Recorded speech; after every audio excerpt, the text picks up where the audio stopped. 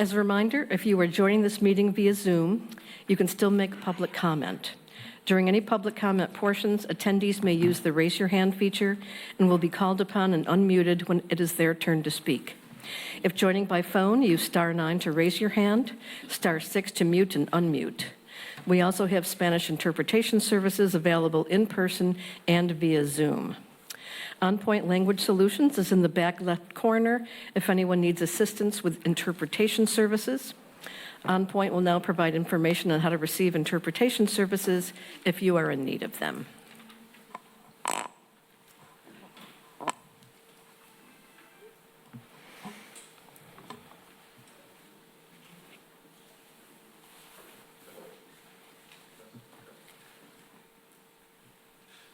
One, two, test. Thank you so much, Madam Mayor, and all honorable council members, Mr. Chittister, Ms. Bazano, Ms. Rodriguez, all city staff, members of the public, Victor Hernandez, Spanish interpreter. Muy buenas noches. Les queremos dejar saber a todos ustedes que se les proporcionará traducción en español en directo de toda esta reunión por Zoom. Lo único que ustedes tienen que hacer es hacer clic en lo que es un icono de un globo, es decir, un mundo terráqueo que aparecerá al fondo de su pantalla, y después seleccionar el español. Y si están por teléfono, pueden oprimir lo que es el asterisco, la estrella 6 para hablar y luego dar su comentario. Muchísimas gracias. Thank you very much. Gracias. Thank you, Victor. Could I please have a roll call? Councilmember Brownstone? Here. Councilmember Johnson? Here. Councilmember Nagengast? Here. Vice Mayor Penrose? Here. Mayor Ruddick? Here. We have a quorum. All rise for Pledge of Allegiance.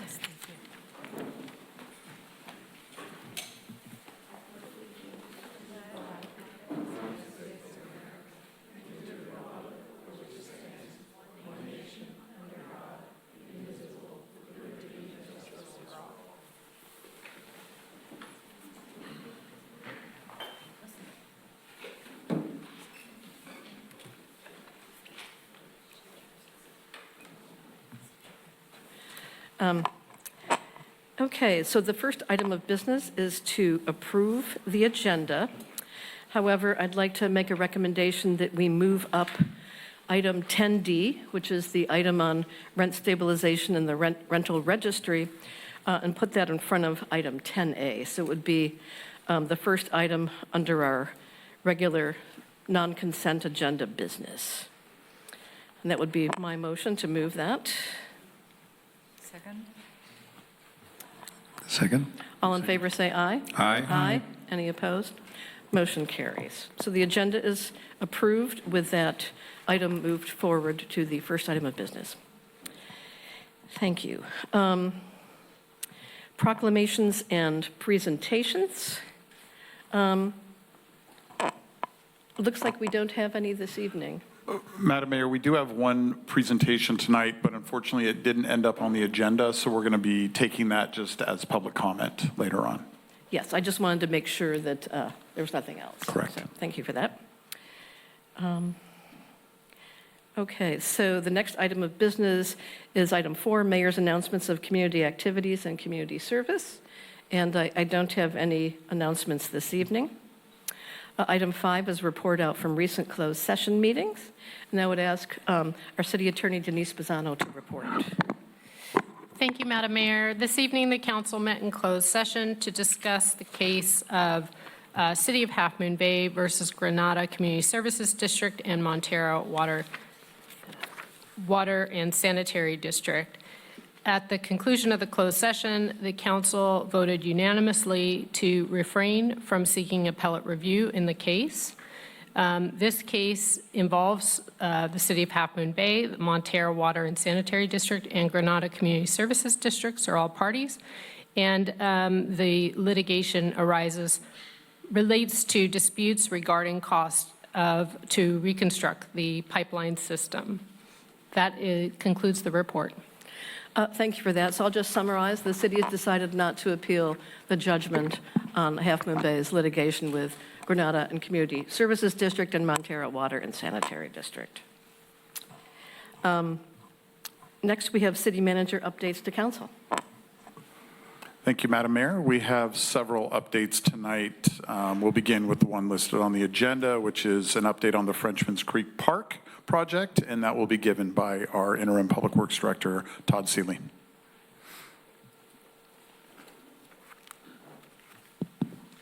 Good evening, Madam Mayor, Vice Mayor, and Council. My name is Todd Seeley. I am the Interim Public Works Director, and I'm here to talk to you tonight about Frenchman's Creek Park and kind of give you guys an overlay of the final design that we have for the project. This was based on some discussions that we had with Council about a month ago. The engineering team did a great job refining the design and coming up with an engineer's estimate that that is going to put us way under budget, so we're excited about that, and incorporate all the features that we took from the feedback that we got from you guys last time. So let's just jump right into it. The existing area, as we mentioned last time, is the brown area with the play structure. So we were able to add benches, a significant number of benches based on the feedback last time. There's there's 3 benches plus 2 seat walls and an accessible table. I can kind of give you a better idea of what it looks like here. This is just a slightly bigger picture. So there's an ADA picnic table, a seat wall to the south of the park, a seat wall to the east of the park, and 3 benches kind of interspersed throughout the rest of the area. Also adding a drinking fountain and the accessible parking area that we mentioned earlier. We are going to put those 2 accessible parking spaces are off the street, and we are going to add a new speed table that we received some concerns from some community members the last time we brought this item to council about the speeding on the street. It is a very narrow street and a quiet street, so we are going to be adding a speed table. We'll go over that in a minute.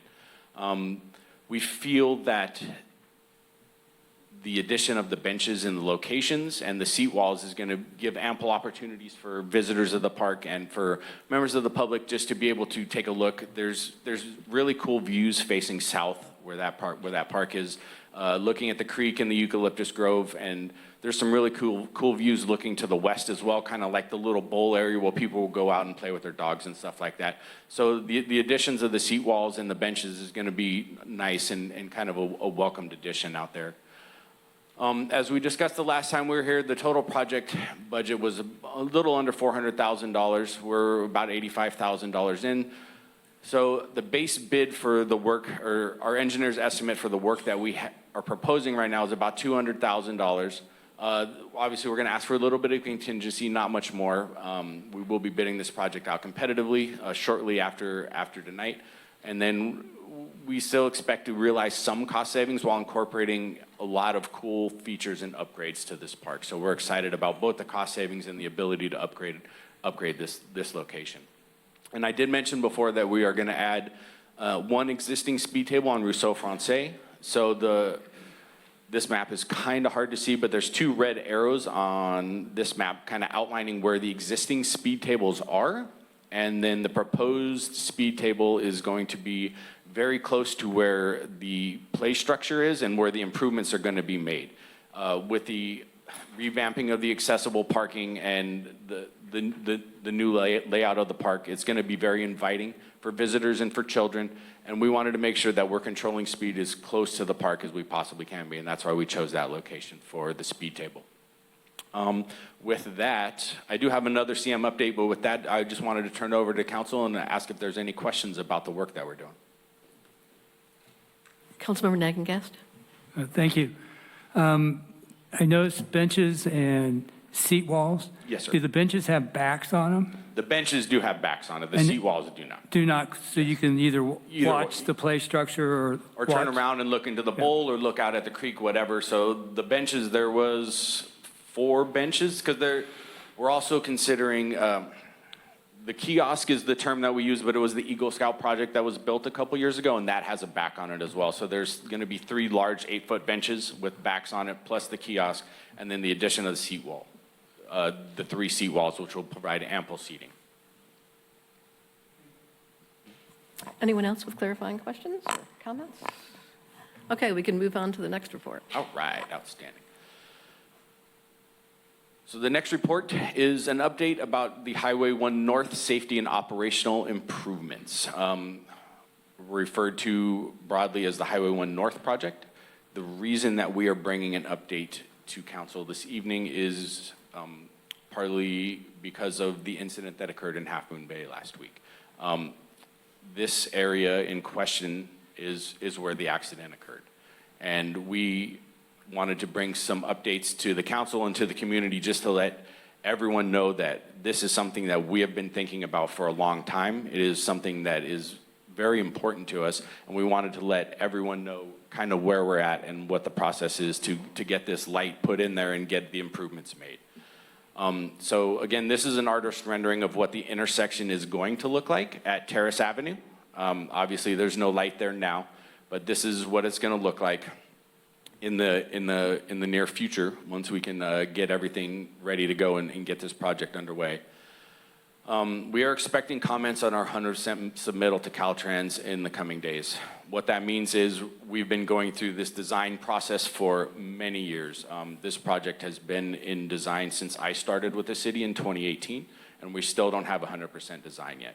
So we are very close. We expect to have those 100% submittal comments back anytime now. These comments will help to dictate timing on a final permitting, getting our encroachment permits, and getting everything lined up we need for that. Another hurdle that we are facing is the funding of the project.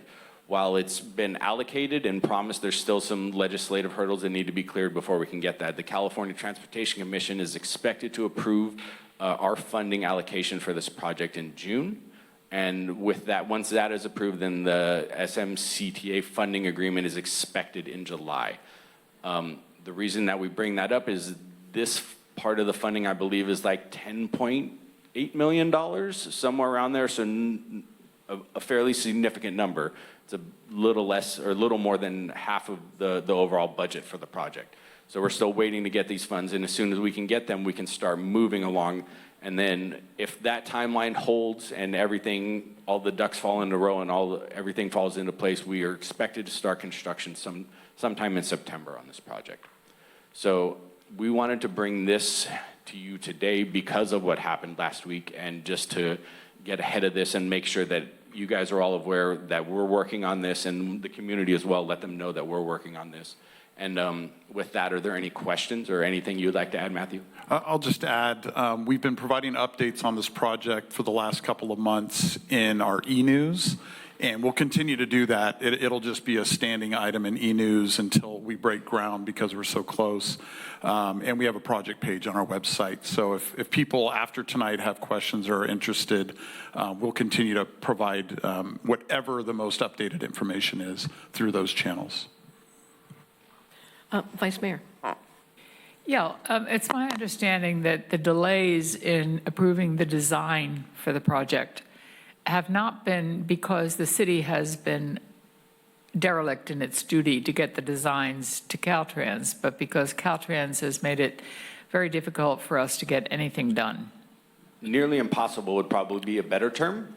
We've come close to 95% design at a couple points in this project, and they have come back with pages, I mean literally hundreds of comments that take staff time and consultant time and money to address these comments that Caltrans has made on, while not an insignificant project, a fairly straightforward project, right? So the delays, while it's not fair to completely or 100% blame Caltrans, the city's position is that a lot of this could have been fixed a long time ago if Caltrans would have just gotten on board and approved some of the work that we're trying to do. Thank you. Councilmember Nagengast. Interim Director Seeley. Yes, sir. Just a quick question. Do we have to wait to advertise till all the funding's secure, or are you going to advertise the project? Because that looks like a pretty aggressive schedule. If something's getting approved in July and then you want to start September, and then I'll throw in the other elephant in the room is the current Caltrans project. So how does that work or not work on this? And maybe you're still, those logistics are still being worked out, but just so the community knows. Sure, absolutely. So we just found out the delay in the funding about a week and a half ago. So we're still having these discussions internally. There is always going to be a problem with the shop project, with the existing Caltrans project, just because of overlap. And that's just the fact that this project, the Highway 1 North Safety Project, has been kicked so far down the road that we should have been done with construction already before they started the shop project. Like that, they caught up to us because of the delays in getting us our approvals. It'll be difficult, but nothing that we can't work around. And to go back to the first point, it would be possible to advertise without funding, but ill-advised.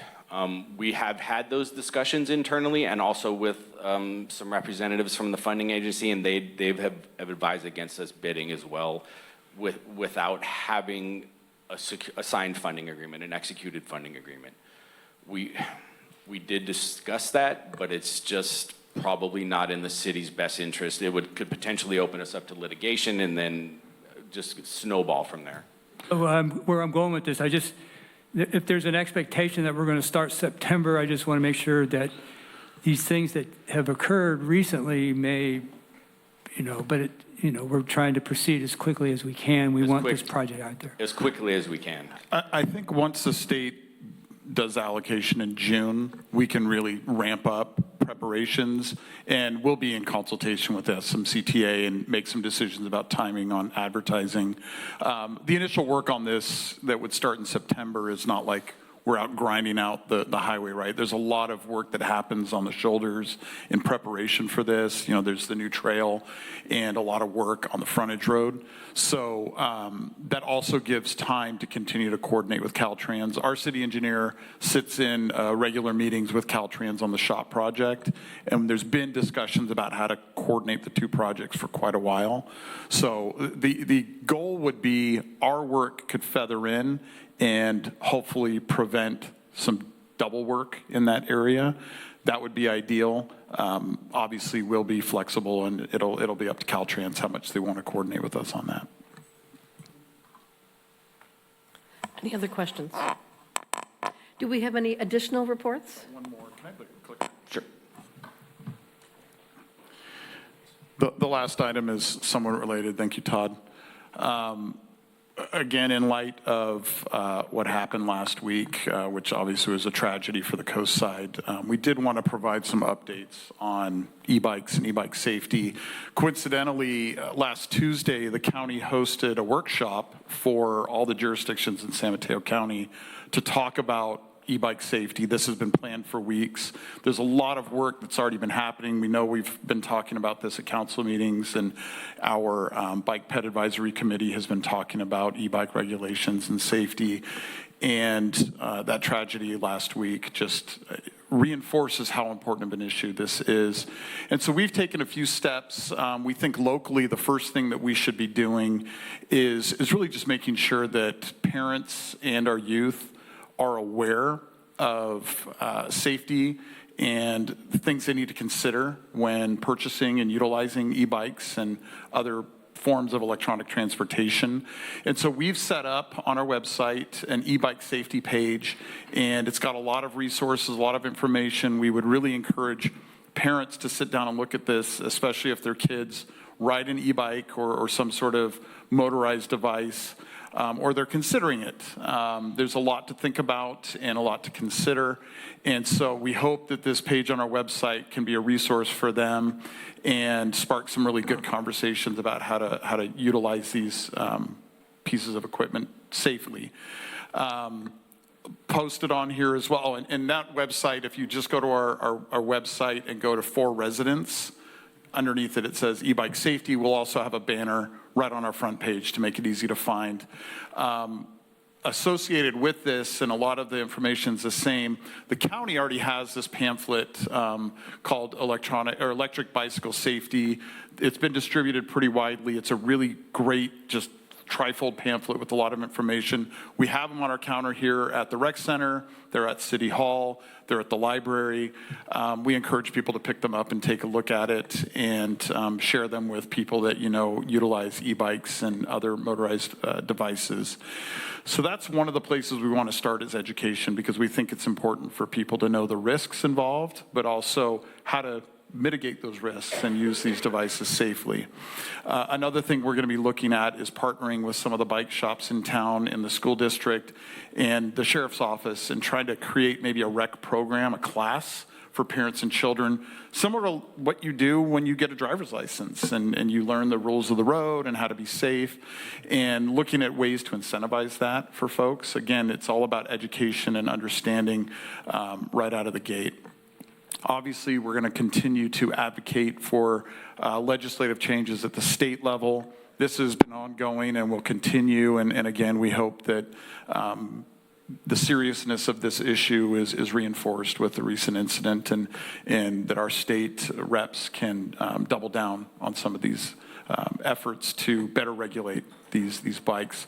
And of course, there's a balance. We know that e-bikes provide a really great way for people to get out of their cars and safely get up and down the coast side and not add to the traffic on the coast side. But they need better regulation, and they need to be more thoughtfully used, and that's really the key here. And then the last thing, and something the county shared at their meeting last week, was they're working on a draft ordinance to better manage and regulate e-bikes within the unincorporated areas of the county. And the hope is through that, the work that they will do on this draft ordinance to develop the right regulations, that it'll be something that all the cities can adopt, and we can have a uniform approach to these vehicles throughout San Mateo County. And so you can expect us to come back with information on that soon. And of course, that'll be accompanied by all the work that our BPAC has been doing over the last couple of years on this issue. So lots of work in being done.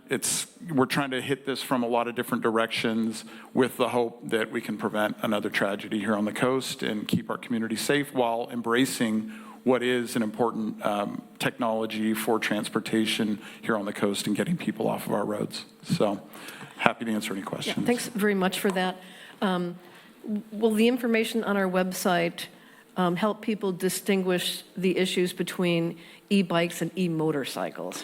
One of the big things we've learned in the last week or two is they're different sets of problems. Some of them are related, but it seems like manufacturers are marketing these e-motorcycles as e-bikes, and in fact, they're two very different kinds of beasts. So are we going to be educating about that as well? There's information about that on our page, not just the difference between e-bikes and e-motos and the scooters, but also the different classes of e-bikes and the regulations around those. The pamphlet from the county also includes a table that explains all of that.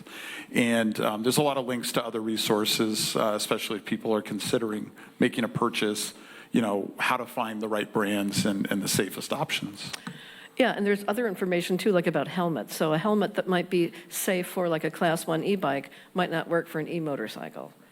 So I think that's important. Yeah, all of that is considered, and we'll continue to add to this as we get more information. So great, this is very helpful. As we talk about, it's a living document. We can keep adding to it, and the goal is to educate people as much as we can while some of the legislative fixes and regulations are put into place.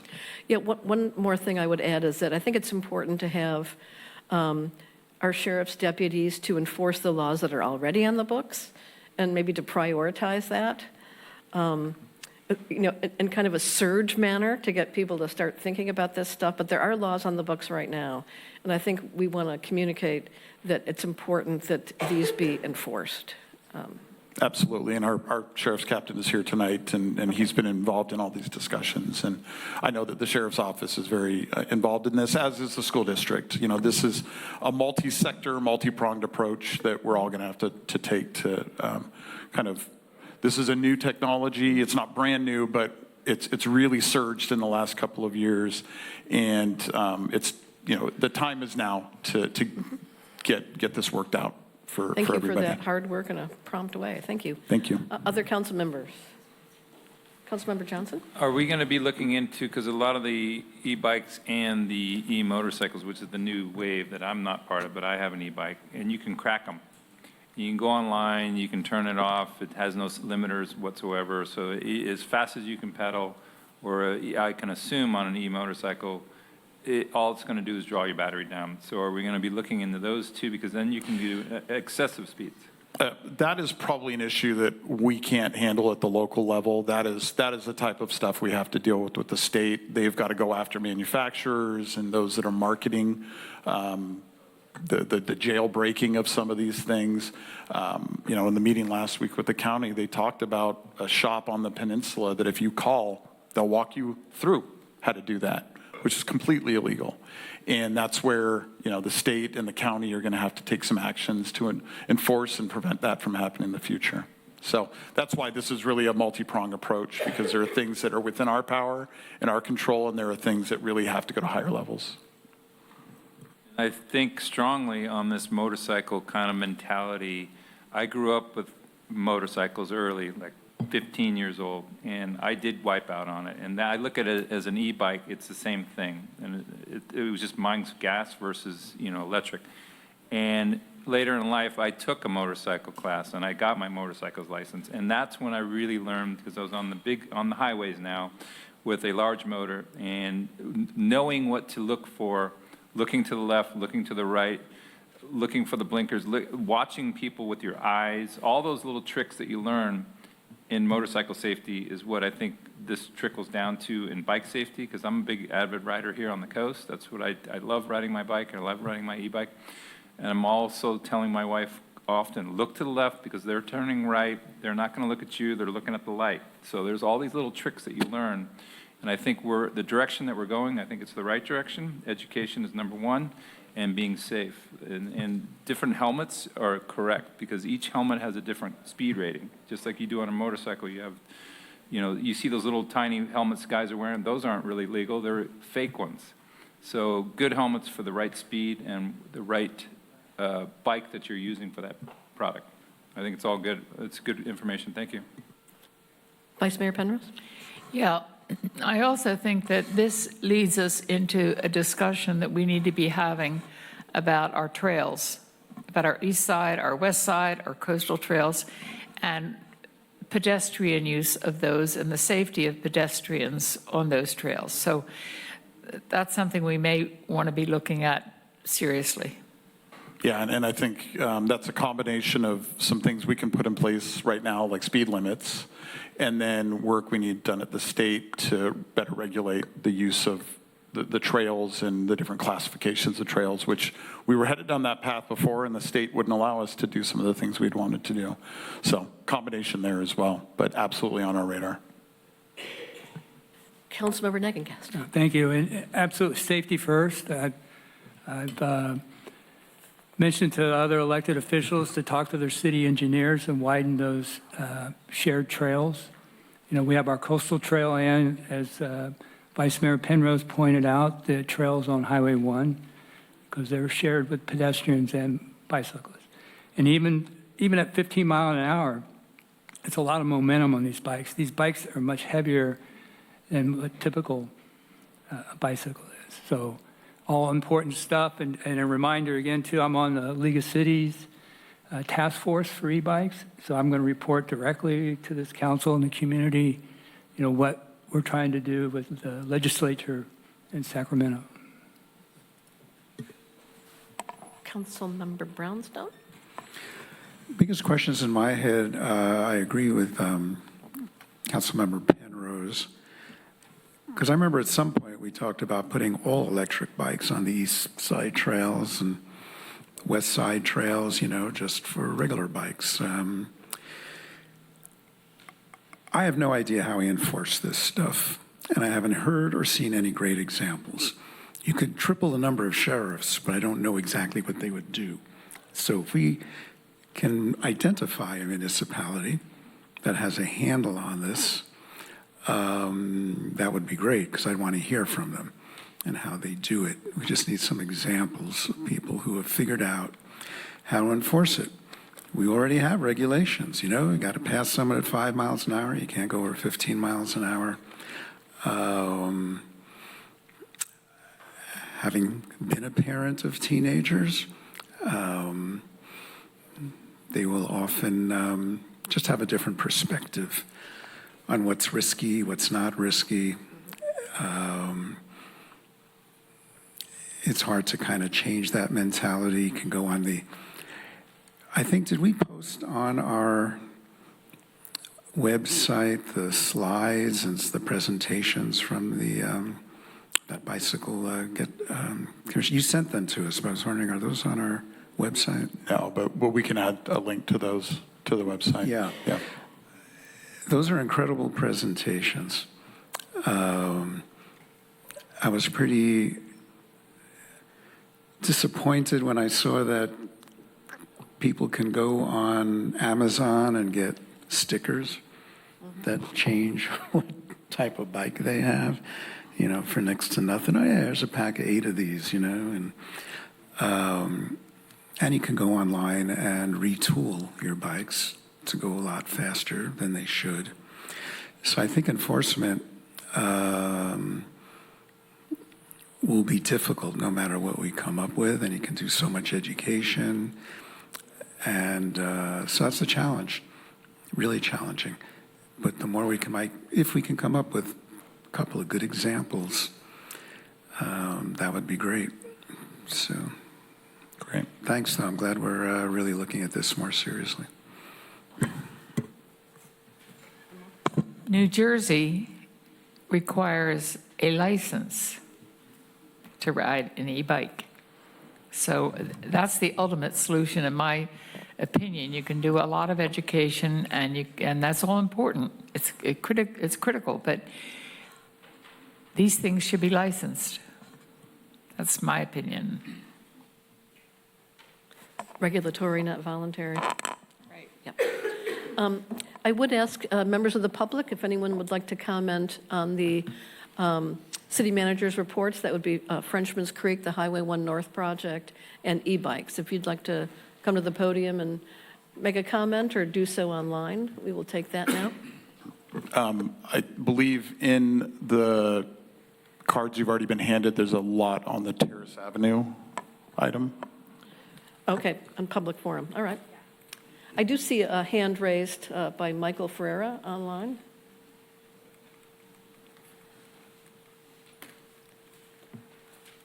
Good evening, Mayor and council members. Sorry.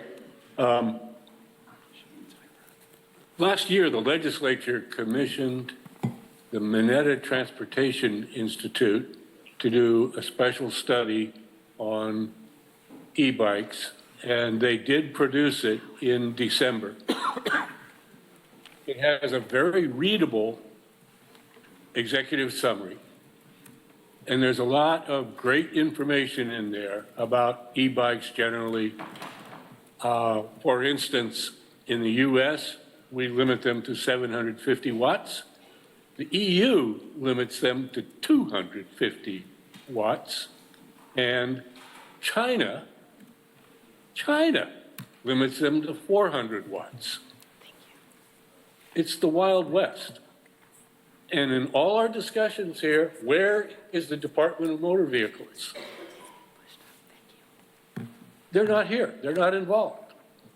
So, Assembly Member Rebecca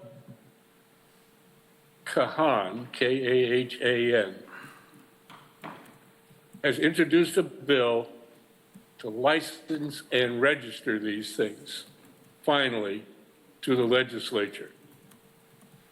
And the bike organizations are already furiously proselytizing against it. You know, frankly, where does their money come from? I could tell you. But we need to finally break that hold that those organizations have had on the legislature. And I would hope that the city could ask its consultant for legislative matters to keep an eye on this legislation so that the city can take positions for safety, for our kids' sake, and actually also to make enforcement easier. Right now, the law is a big jumble of largely ineffective stuff. So what do the police and the sheriffs have to work with? They're taking a risk of a bad stop almost every time they pick it up if they guessed wrong about the nature of the bike or the law. But if we had to put licenses on these things that classified these things right away, they could make a stop for no state license plate, and they can do a quick check to make sure that the bike itself corresponds to the plate. And it makes their job just a heck of a lot easier, at least in terms of where the bike should be or not be. So thank you for the time. And nothing concentrates the mind better, unfortunately, than what happened last week. And I think this is a time for all of us to move on this issue. Thanks. Thank you, Mike. We're going to be moving on now to public forum. Anyone present at the meeting who is looking to speak on a non-agendized item is welcome to fill out a speaker card and can do so now. I do have several already on hand. Each speaker will have 3 minutes to make their comment. If you would like to speak on an item that is on the agenda, either under consent or on the regular business agenda, please put that item number on your speaker card if you are attending the meeting in person, and we will call your name during that item.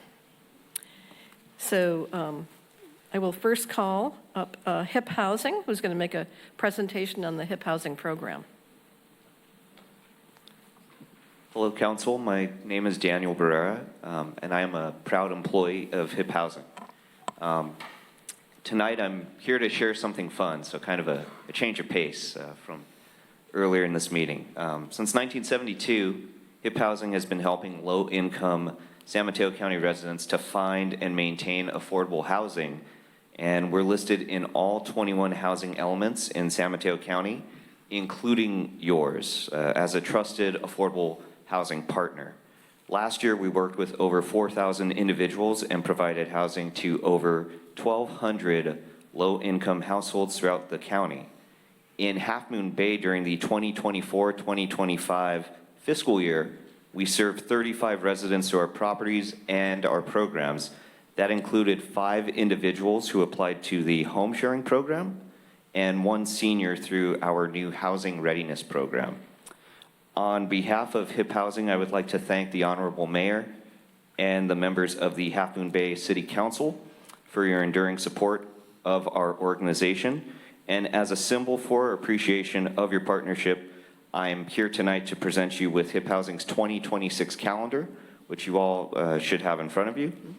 Each year, HIP Housing asks children from around the county in grades kindergarten through 5th grade to draw a picture of home and tell us what it means to them. This year, we had over 120 submissions, and from these entries, we selected actually 14 winners, so that's the most that we've had in any year of the competition. 12 for each of the months, then we had 1 for the front cover, and we had 1 for our annual appeals materials. We hope you enjoy the calendar and that it serves as a beautiful reminder throughout the year of how important housing is to everyone in our county, especially our children, who reflect how important it is to them in that calendar with the quotes that they provided. More information about HIP Housing's programs and our calendar contest can be found on our website at www.hiphousing.org. And I thank you for your time. Thank you, Daniel. I think it's a great model for housing. I think shared housing, it's going to be a big part of the future. Just my own personal observation. So, Thank you. Thank you. Okay. Let's see. Jim Kurkowski.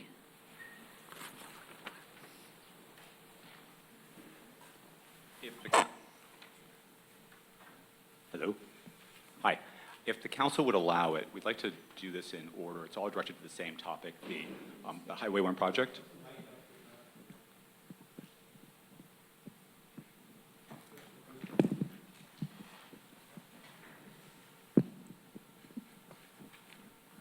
Sorry.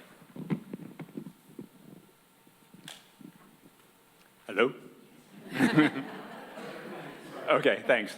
If the council will allow it, there's 3 people here that want to talk about the project at Terrace Avenue, and we could go in order so that Fred, Marie, and then I could follow right after each other. So Fred, Marie and Fred. Thank you.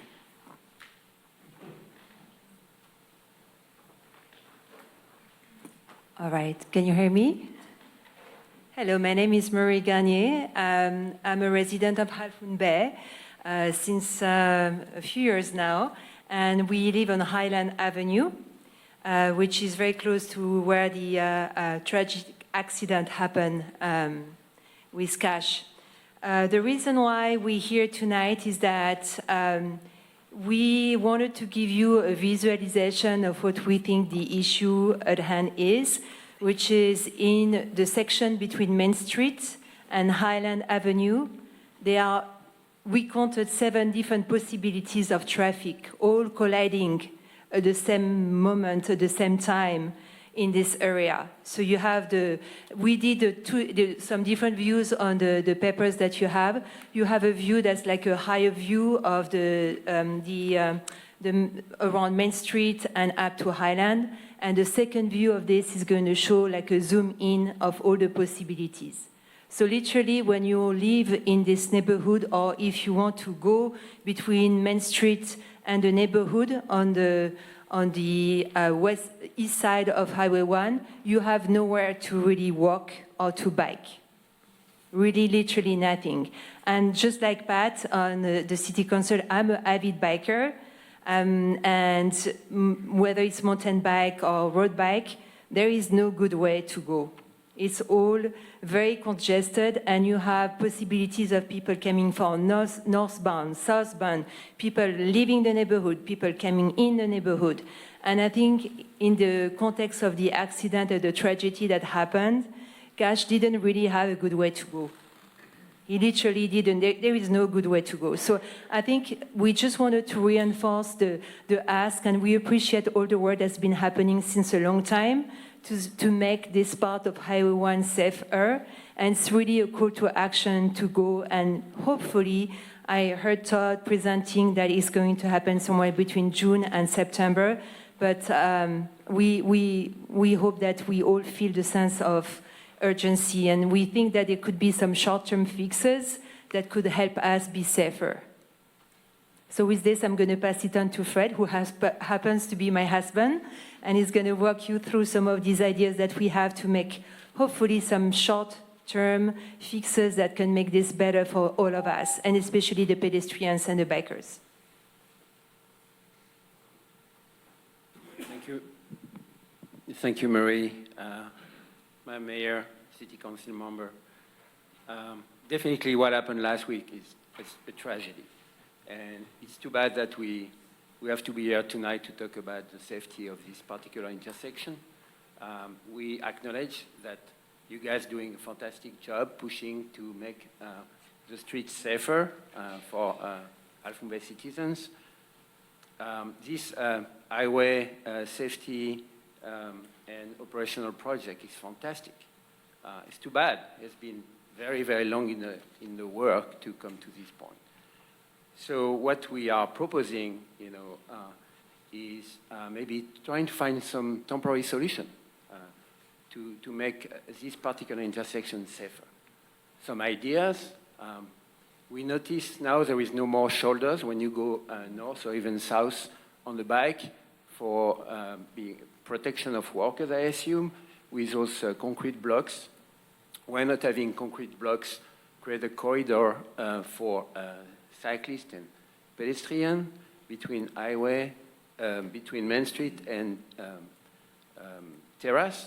That would be an idea. Another idea would be to have the sheriff department doing school traffic, to put some vehicles in strategic position in order just to make the people slow down or avoid too much congestion, but definitely make this particular area a little bit safer.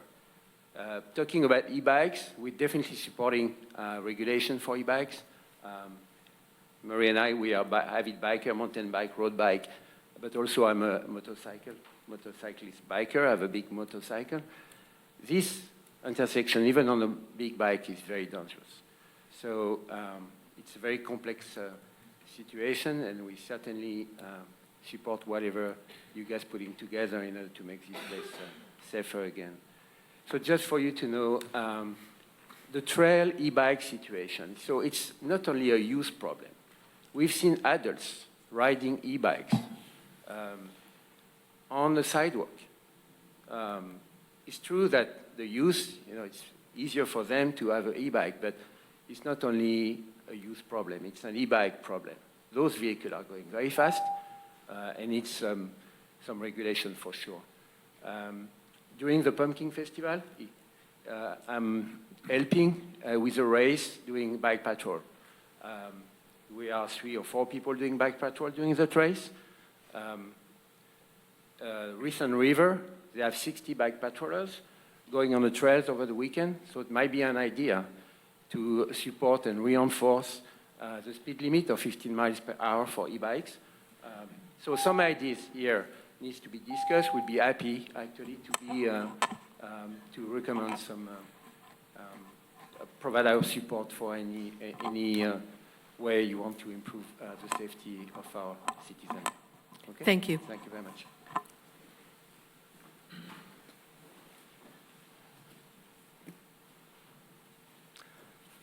Hi, my name is Jim Krakowski. I am a resident of Highland Park, and I have been living in Half Moon Bay since 1996. So I'm officially an old-timer. Please speak directly into the mic. Okay, thank you. So first, I agree with the comments of my neighbors, Fred and Marie Garnier. The intersection at Terrace and Highway 1 is dangerous and requires proactive attention. The tragedy of last week underscores this need.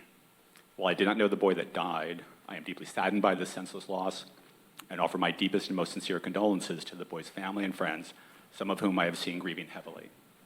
Second, I would like to thank the City Council, HMB Public Works, Interim Director Scott Seeley, the City Engineer, and members of your team for your tireless efforts to soon launch the Highway 1 North project, which will materially improve the safety of the Terrace Avenue Highway 1 intersection and surrounding roadway. As you know, this project has been in the works for years and has faced significant multi-jurisdictional and other challenges.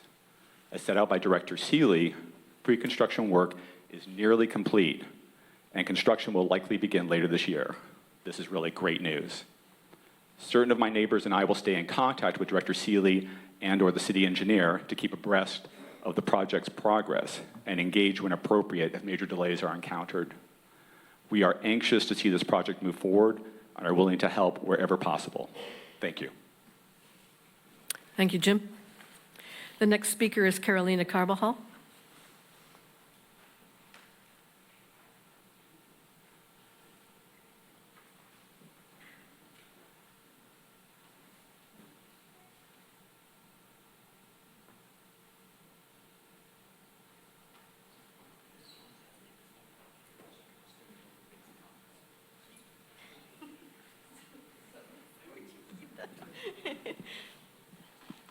Sorry, really short.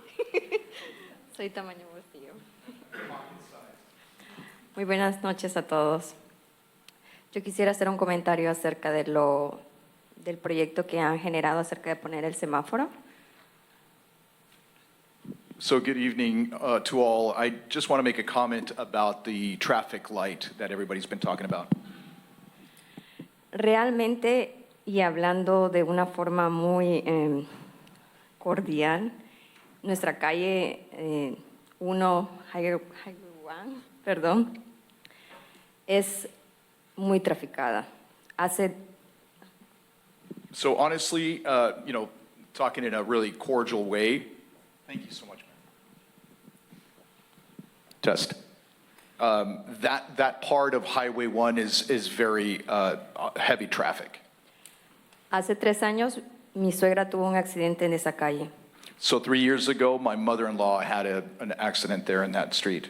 Ella iba a incorporarse para regresar de su trabajo hacia el pueblo, viniendo por la calle del Ocean Colony.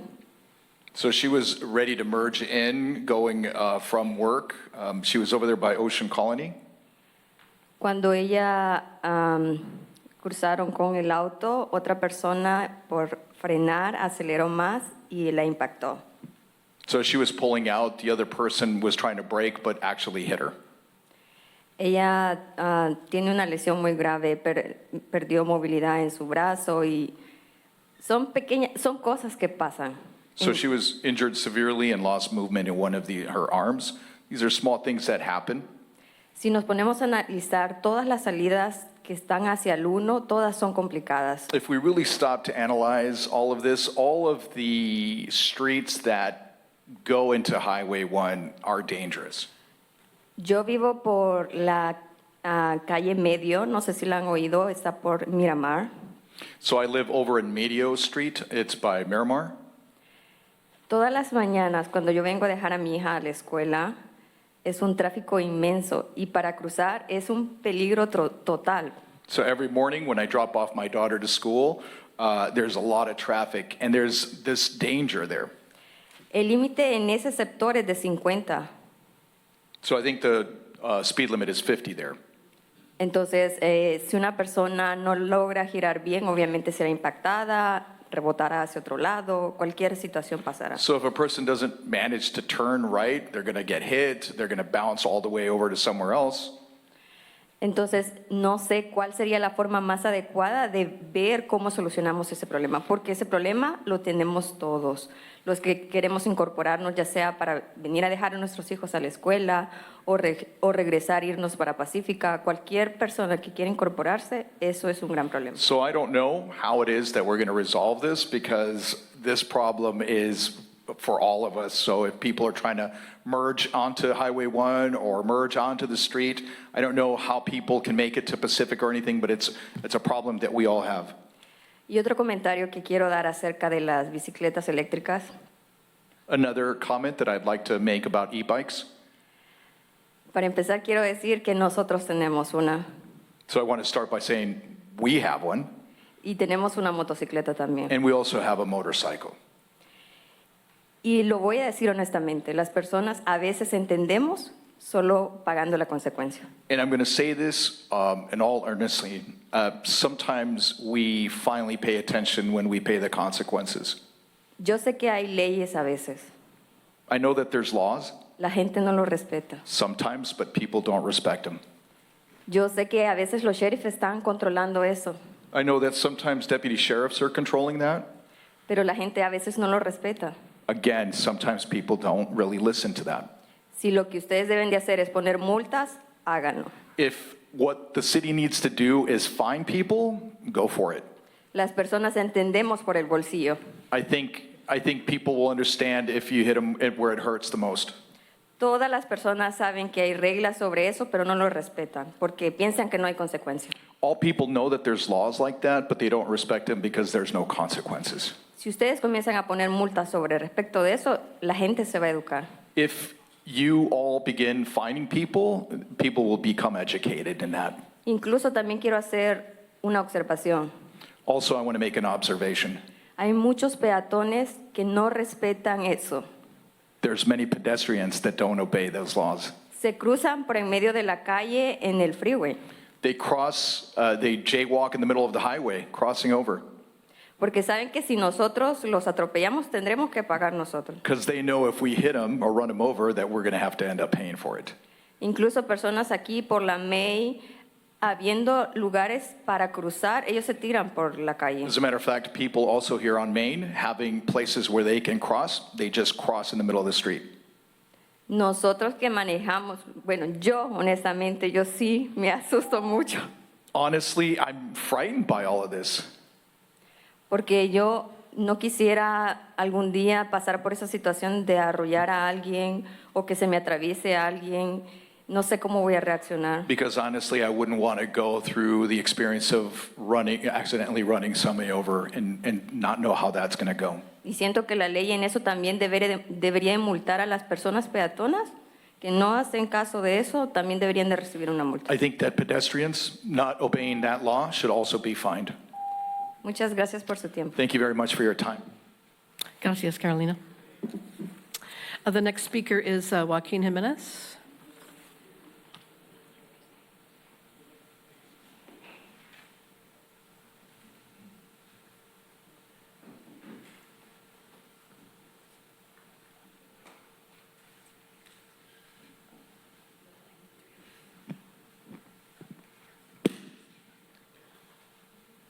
Good evening, Honorable Mayor, council members, city staff, members of the public. First of all, I want to give my condolences to the family of the young man that passed last week. You know, the tragedy on Highway 1. You know, what that gets me to is about the way we do things. Are we proactive? Are we reactive? What happens in our community? For years, we have talked about, you know, how do we actually manage having electric bikes in our community. We all seen it. We all see people running stop signs on electric bikes at high speeds.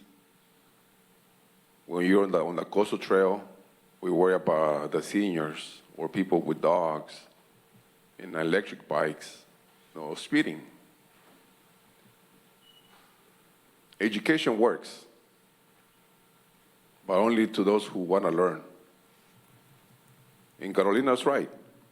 You know, when you hit us in our pocket, that's when we learn. Nobody's at fault on this accident, but it's something that is it's a tragedy, especially at a young age. I like to be proactive, preventing things from happening. That's just my nature. Some things we can't. But it's in your decisions. When you make a decision about what's to happen in the future, or what could happen in the future, all the what ifs, is what makes a difference. You as a city council, city staff, you have an excellent city staff that know what they're doing, need to be more proactive.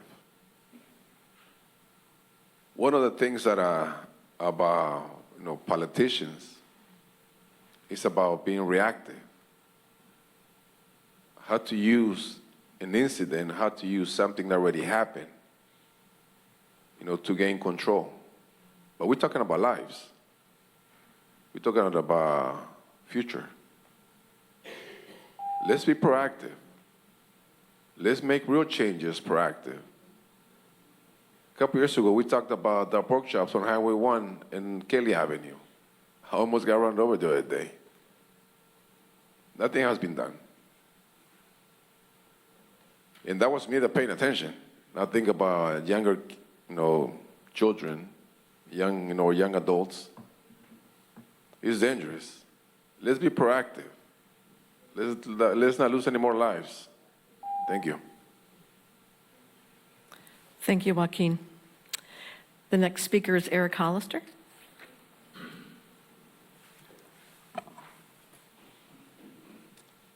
City staff, city council, thanks for listening to me right now. I know it's on your radar at some point because the community has brought it up, but I'd like to have the city council look at the laws governing food trailers and food trucks. Right now, we have a relatively archaic law, and rightfully so, because historically it's been a good idea.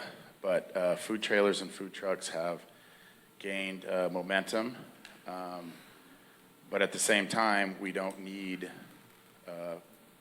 18 food trucks on Main Street from the 510, the 408, and other area codes. We have illegal squatters during festivals. We have the hot dog vendors.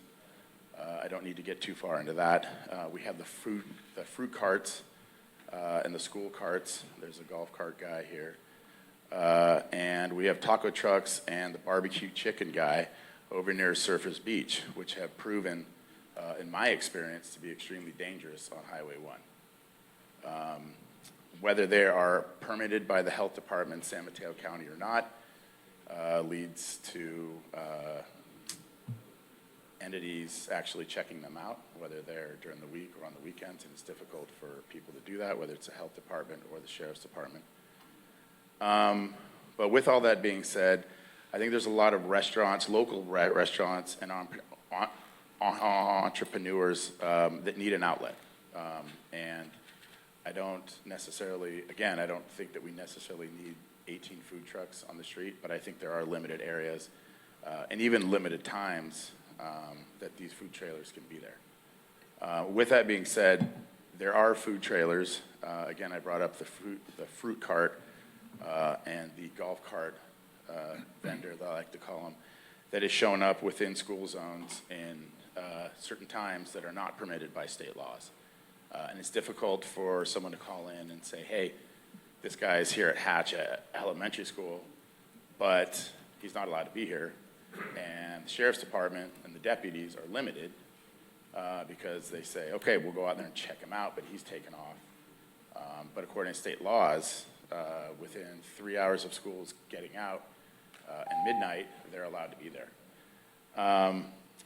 But again, I think that there needs to be, much like the surf camps at Surfers Beach, there needs to be limited permits. But I think that there's a way to limit that in the sense that they are locals, local commissaries, local restaurants.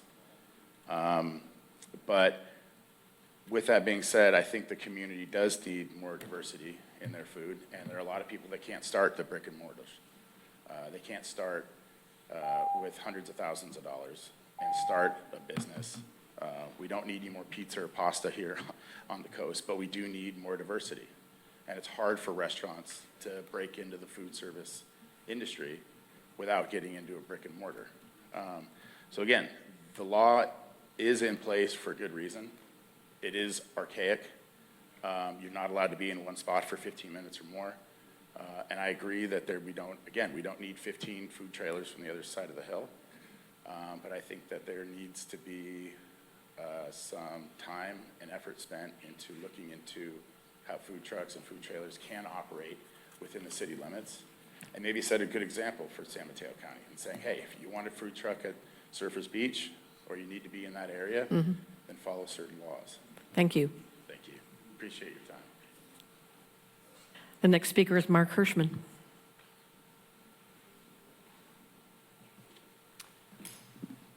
Good evening, Mayor Ruddick, Council, City Manager Chidester, staff, and to the community. My name is Mark Hirschman. I'm Director of Government Affairs for Peninsula Clean Energy. And I'm here, delighted to be here this evening to invite the Council, the community, to an event that's being held right here in Half Moon Bay on March 4th. We look forward to hearing your answers to the question, when the power goes out, what kind of battery backup would make life easier for you and your family? We are exploring new battery backup options, both for renters and for homeowners, and we'd love to hear your thoughts, your ideas, your suggestions. Everyone is invited to join. It's a community workshop where you can share your experiences, ask questions, help shape our Peninsula Clean Energy programs for the future. Again, this is on March 4th. It's being held right here at the Senior Co-Siders Community Room. It will begin at 5:30. There will be light refreshments for those who attend in person. If you're not able to attend in person, there will also be a virtual option. We need you to sign up, please, at our website in order to log in. So go to pencleanenergy.co/forum. That's pencleanenergy.co/forum, F-O-R-U-M. So I want to encourage people to, we expect to have enough room in the space to accommodate everybody, but just to be sure, please sign up if you can in advance so we know you're coming and we have a good head count. And if you can't be there, by all means, please join us remotely. Begins again at about 5:30 or so, and we expect to last until at least 7:30. But there may be a lot of questions, so we're hoping for that. This is our very first workshop. This is a new program that we've just begun. I want to thank Councilmember Johnson, who's on our board of directors. We're calling this the Community Feedback Forum, and so we're hoping to get that feedback. Our very first meeting right here in Half Moon Bay on March 4th, and we expect to have a series of meetings in the near future, at least 3 or 4 every year in various parts of the community. So please come one, come all, and look forward to seeing you there. Thanks so much. Good stuff. Thanks for coming over. Maybe we can get that in our community e-news. Yeah, terrific. I know the city managers reached out, and we're delighted to provide that information, so thank you very much. Sweet. Thank you very much. The next speaker is Paul Grigoriev.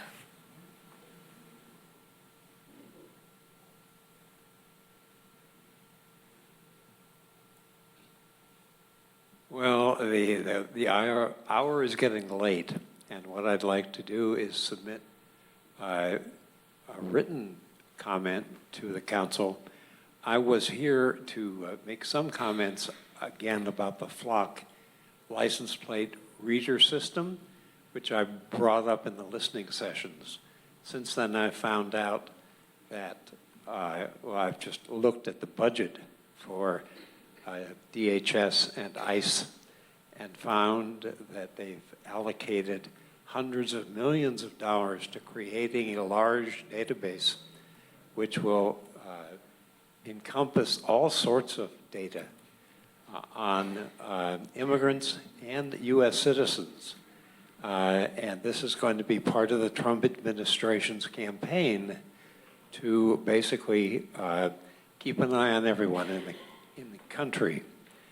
The flock system, I also have learned from web research, is one of the worst secured systems in the database world. It's basically, it leaks like a sieve. And for example, I found information saying that the city of Denver had suffered 1,600 unauthorized accesses to their database of flock readers by ICE. The system itself is extremely easy to hack. It runs on an old Android operating system, which is now obsolete. This may have changed since the research I found on the web. And what that means is that anybody can use any of the data for any purpose they want, bypassing all the security that's built in by Flock. So what I'd like to do is submit those comments, given the lateness of the hour, to, I guess, to the council in writing or to the city clerk. Where should I send it? Okay, Maggie, you'll get it. Thank you for listening, and please keep your eyes open for that written comment. It's very important, I suspect, to the city. Thank you very much. Thank you, Paul. The next speaker is Anita Rees.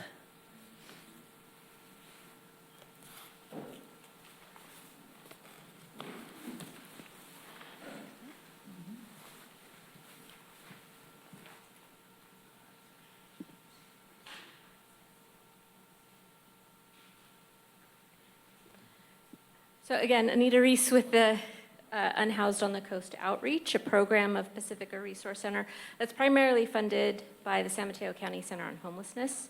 We provide outreach and engagement and case management services to unhoused folks on the San Mateo County coast from Pacifica to Pescadero with the goal of helping them return to housing. Our outreach staff is available 7 days a week, Monday through Friday, 9 a.m. to 10 p.m., and Saturday, Sunday, and holidays from 9 to 5. And we generally respond to outreach requests within 3 hours during those hours. If you see someone living outside in a vehicle or another place not meant for habitation, please call us at 650-452-6279, or you can email us at ucoutreach@pacresourcecenter.org. As of today, there are 55 individuals who are unhoused in Half Moon Bay. Five encampments, one is inactive, with 26 folks and 29 others not in an encampment. This is an increase from last time that I was here of about 19%. We do see folks kind of moving along the coast back and forth between Pescadero and Pacifica.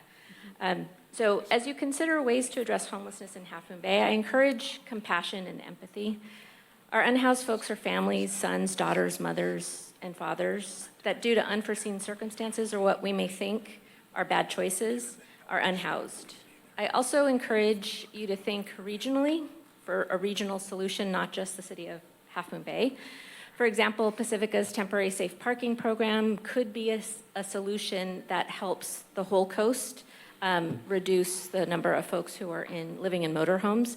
And for example, since inception of the safe parking program back in June of 2022, 38% of those folks have returned to housing and are still housed.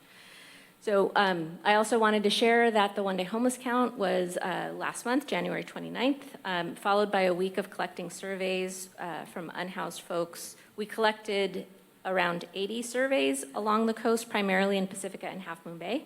And that information, along with the data collected during the one-day homeless count, will be used for the county's report, which is expected May or June-ish. And that information gathered along with our regular homeless outreach will help the county plan for their response, which could be additional resources in this community or others. They never say it's like more people mean more money, but you know, they do generally use that information along with others to make a decision about next steps. And I just want to continue to thank you all for continuing to be partners in this ongoing work and helping unhoused folks return to housing. Thank you, Anita.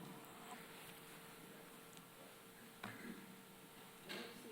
don't see any hands raised online, but is there anyone online that would like to make a comment under public forum? If so, please raise your hand. I see one. Cindy Carrasco.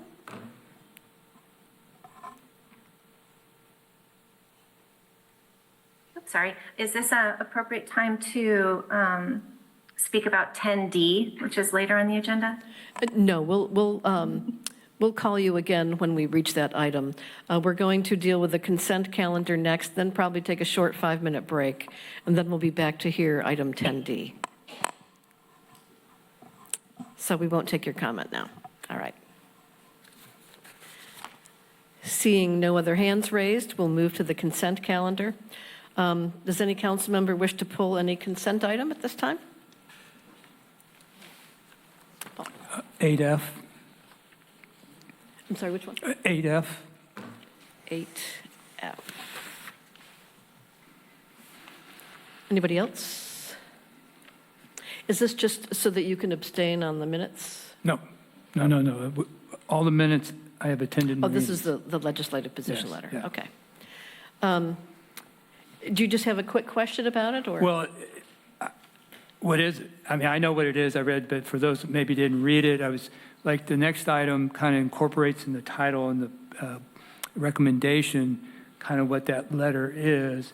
And I just wanted the community to know what, it's a cool bill, what bill, the 1708, AB 1708 is, which is the access to, for cities that are, the current law allows over 300,000 to access housing funds, and I may not the exact terminology, but essentially this bill would allow cities like ourselves to have access to apply to those funds. To those funds. So Yes. I just wanted everybody to know what that was, and maybe in the future incorporate something in the recommendation, just what maybe the bulk of the letter is. That's a good note, actually. Yeah, in the future. We can. I mean, the letter itself, I think, lays out what's there, but we could add something to the staff reports in the future, just so the there's a title, little bit of just information about what it is. Sure. Yeah. And so I don't think we necessarily have to pull that item. We can entertain a motion for the entire consent calendar, if someone would like to do that.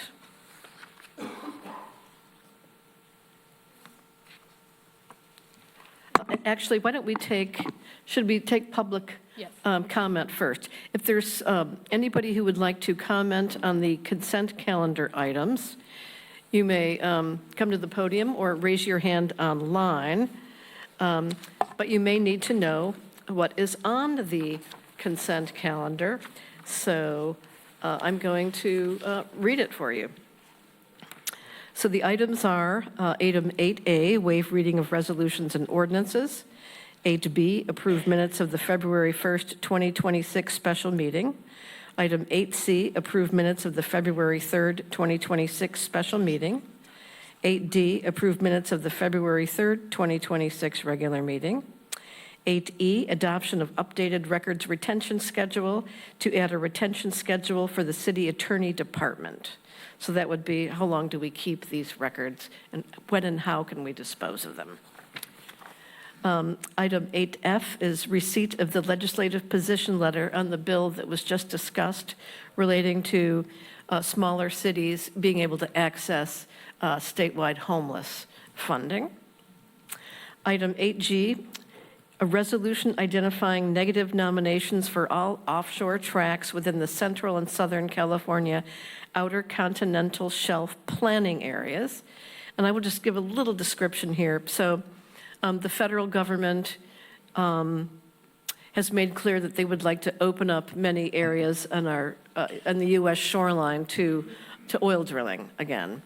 And so late in 2025, we actually sent a letter opposing the Bureau of Energy Management's proposal for offshore drilling on the entire California coast. So we opposed that. They got approximately 300,000 comments opposing offshore oil.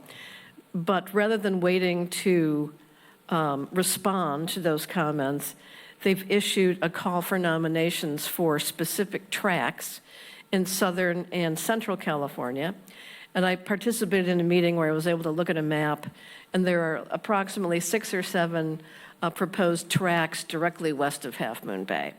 So again, we are submitting basically our opposition to these nominations of these offshore tracts for oil drilling. So that's what item 8G is. Item 8H, accept warrants for the month of January 2026. 8I, approve Wavecrest Road Water Main Project, Professional Services Agreement Amendment 1, and that's it.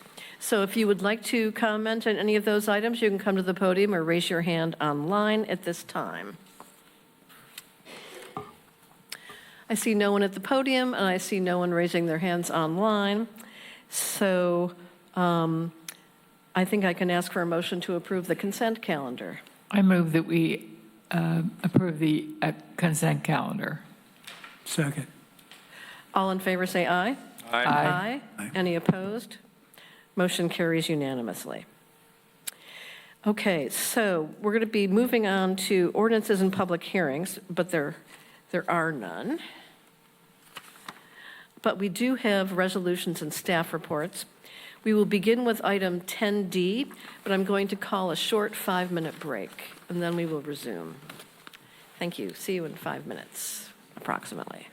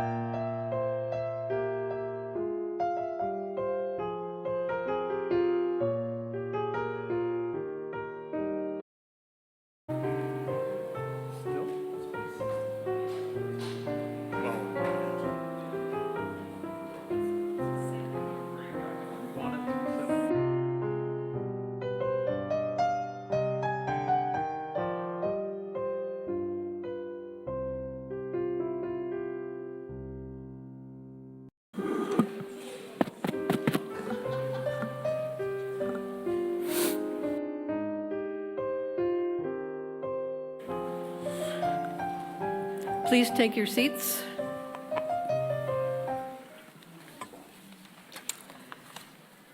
We're We're moving to item 10D, which is a follow-up update on residential rental programs and program alternatives.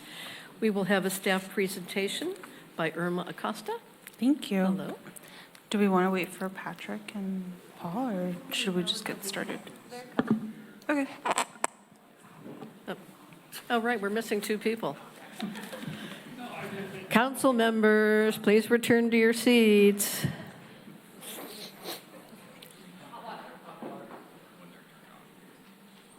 Don't you control or can we do? Oh, see, normally they're not allowed to jump. Okay.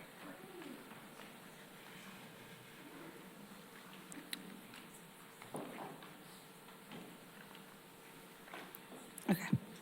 Perfect. We can begin. Okay, thank you. Good evening, Madam Mayor, council members, members of the community. Irma Acosta, City Manager's Office. And I am here this evening to provide a follow-up update on the city's rental programs. At a prior meeting, council requested additional information on alternative approaches to maintaining tenant protections, addressing subleasing related concerns, and understanding the role of rental assistance and legal services in our community. So this presentation and report builds on those prior conversations and is intended to provide additional context and comparative approaches to support council's ongoing evaluation of the programs.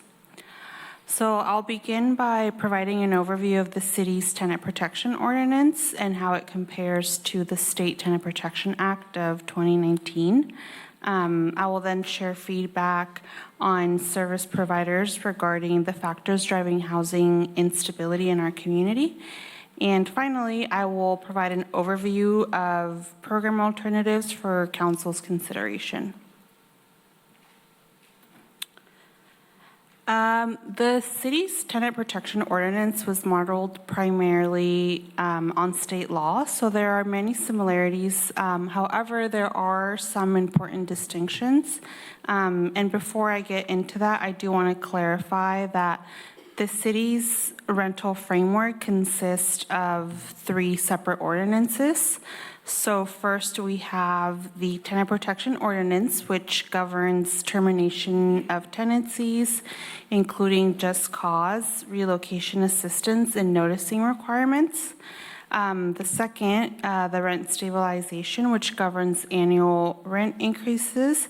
And the third, the rental registry, which is an administrative tool for requiring registrations and noting filings with the city. So under the city's ordinance, landlords are generally required to give just cause to terminate a tenancy once a tenant has lived in a property for 30 days.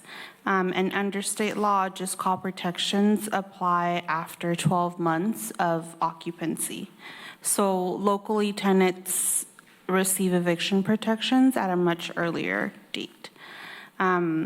Both ordinances recognize 2 types of just cause, so at fault and no fault. At fault causes include reasons such as non-payment of rent or material lease violations. And some no-fault just cause include reasons such as owner move-in, removing the unit from the rental market, or substantial remodel. Where the city's ordinance differs and certain lease violations are treated, particularly around subtenancies. So under state law, adding an unauthorized occupant may be considered a material lease violation, which can qualify as an at-fault just cause. Although tenants must be given an opportunity to cure the violation before eviction proceedings can proceed. And under the city's ordinance, subtenancy or additional occupants cannot be used for grounds for eviction. if the additional occupant is a dependent under 18, or if the additional occupant is replacing a tenant who has lawfully vacated the unit. And this is provided that the occupancy doesn't exceed housing code limits, which is 2 people per room plus 1 person. Another distinction is it relates to rent increase limits and relocation assistance. So under AB 1482, annual rent increases are limited to 5% plus the change in CPI, not to exceed 10% over a 12-month period.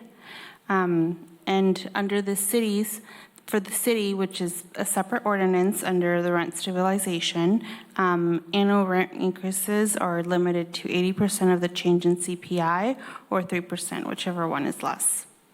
With respects to relocation assistance, under state law, landlords are required to provide relocation assistance equal to 1 month of the tenant's rent for certain no-fault terminations. And under the city's ordinance, relocation assistance equals 3 months of the tenant's current rent when the notice was filed. So the amount of relocation assistance is notably different between the 2 frameworks. Another distinction is notice filing and the enforcement structure. So under state law, landlords are required to provide written notice for terminations of tenancy stating the just cause reason. However, there are no requirements to file those terminations with any state agency since there isn't a statewide rental registry. Although enforcement under AB 1482 is primarily complaint-based, meaning that tenants generally have to pursue private legal action to enforce their rights. However, our attorney did do research, and there actually is a Senate bill. It's Senate Bill 567 that was signed into law in 2023 that expanded public enforcement, authorizing jurisdictions to enforce state law. And under the city's ordinance, landlords are required to file termination notices with the city using our rental registry. So overall, while the state establishes the baseline of protections, the city's tenant protection framework adds another layer of protections for tenants.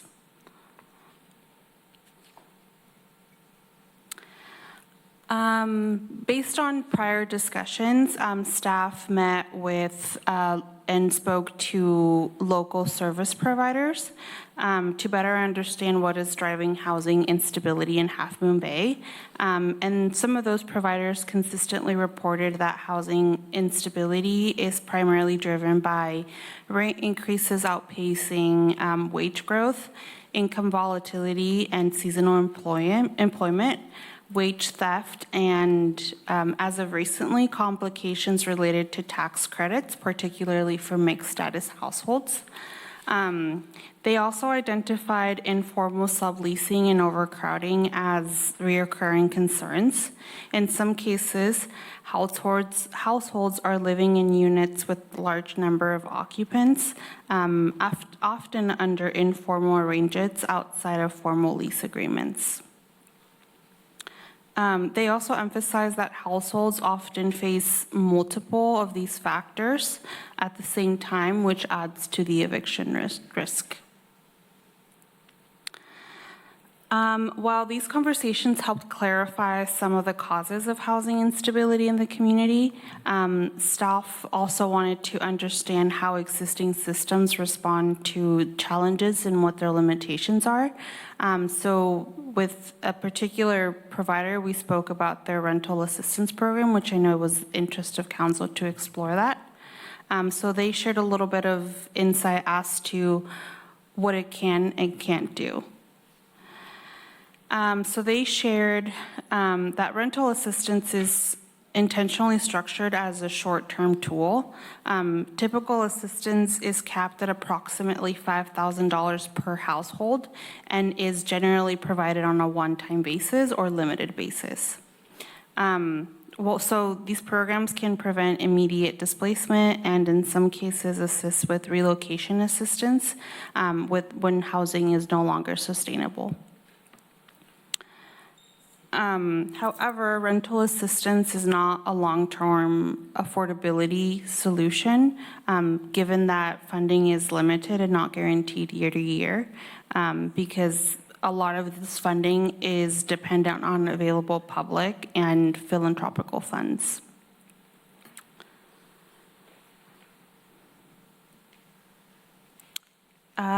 So based on prior council direction, staff has prepared 3 alternatives for your consideration. So on the screen, we can see a summary of the 3 of them, but I'll provide a little bit more overview of each one. So under option 1, align the rent stabilization ordinance with AB 1482 and continue local enforcement. So under this option, the city would retain the rent stabilization ordinance, but amend it to align more closely with the state rent cap formula, meaning that annual rent increases would follow the 5% plus CPI standard, not to exceed 10%. So the city would continue to administer and enforce rent stabilization locally. The rent registry will also remain in place to support tracking and notice filing and compliance monitoring with the ordinances. So this approach maintains local oversight of our rental market, while reducing the gap between the city's rent cap and the state cap. The second alternative would be retain the rent registry and expand rental assistance and legal resources. So under this option, the city would eliminate the rent stabilization ordinance, but retain the rental registry as a data and compliance tool. So the city would focus on expanding rental assistance, legal services, education, and referrals with local service providers. And this approach reflects some of the feedback from providers about rental assistance and legal education being critical tools in preventing displacement, particularly used as a targeted time-limited interventions. And the registry would continue to provide data and transparency for the city to monitor rental activity and trends. So under this option, the city would not regulate an annual rate increases beyond state law.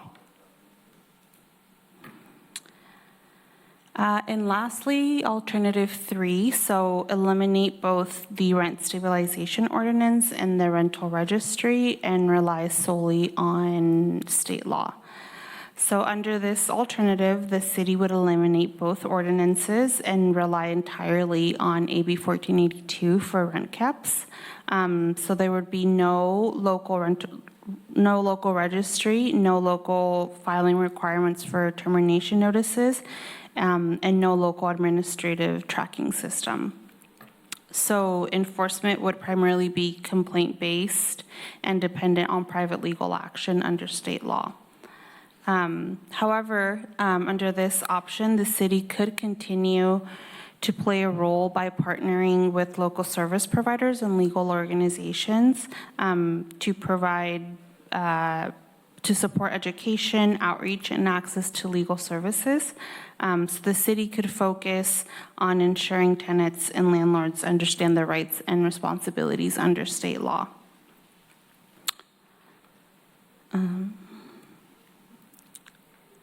So the slide on the screen compares the three alternatives across 4 key factors. So first, the local rent cap. Only alternative 1 would retain a local rent cap aligned with state law, and alternatives 2 and 3 would not have that local rent cap beyond AB 1482. Second, the rent registry. So alternatives 1 and 2 would keep the registry, and alternative 3 would eliminate it. Third, the local enforcement. So alternative 1 maintains full local oversight. Alternative 2 maintains limited oversight focused on support and education. And alternative 3 relies solely on state law enforcement. And finally, administrative capacity. So for alternative 1 would require the most staffing and oversight. Alternative 2 would be more moderate, and alternative 3 would require the least.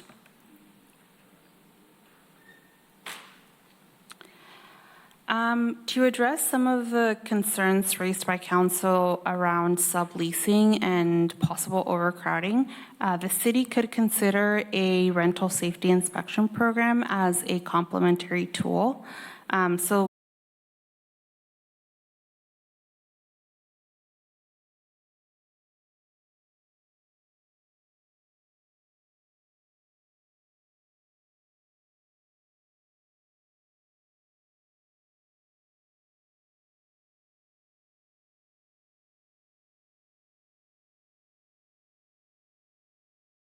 identify and address those issues rather than relying only on complaints. So while tenant protections deal with eviction standards and rent stabilization deals with rent increases, a rental safety program would focus specifically on housing safety and substandard living conditions. And if council would like to explore this option more, staff can always come back with more information on the programs and how it would work. But that is all I have for you, and I'm happy to open it up for questions. Thank you, Irma, for that presentation. Of course. Are there clarifying questions by council members? I'll start with the vice mayor. Yeah, exactly how do you go about checking on habitability? You just show up unannounced, or you show up having given an announcement so that the people that are overcrowded have been kicked out by the landlord so that they're not seen, or that he does an emergency repair to the refrigerator? I don't get it. I don't get that. I don't understand how you do that program and what the cost of it would be to the city and what it has to do with anything. I think it would, the program, it's been implemented in cities like Berkeley or like Modesto. So the purpose of it is, while we can't necessarily address subleasing, we can address some of the issues that come from subleasing, such as unpermitted or unsafe modifications to properties. Or substandard living conditions. There are different ways to address the program, so different cities have different approaches to the programs. Some of it is self-certification from landlords, or whether it's like routine inspections that happened every year or every 3 years. There's also other cities that do, they divide it by district or sections, and then alternate routinely. Thank you. I'm happy to share as well. Although we don't have a program like this in place, we have code enforcement in place, and these types of inspections have happened due to complaints that we've gotten. And you're correct. When people have notice, they tend to do People things. don't complain.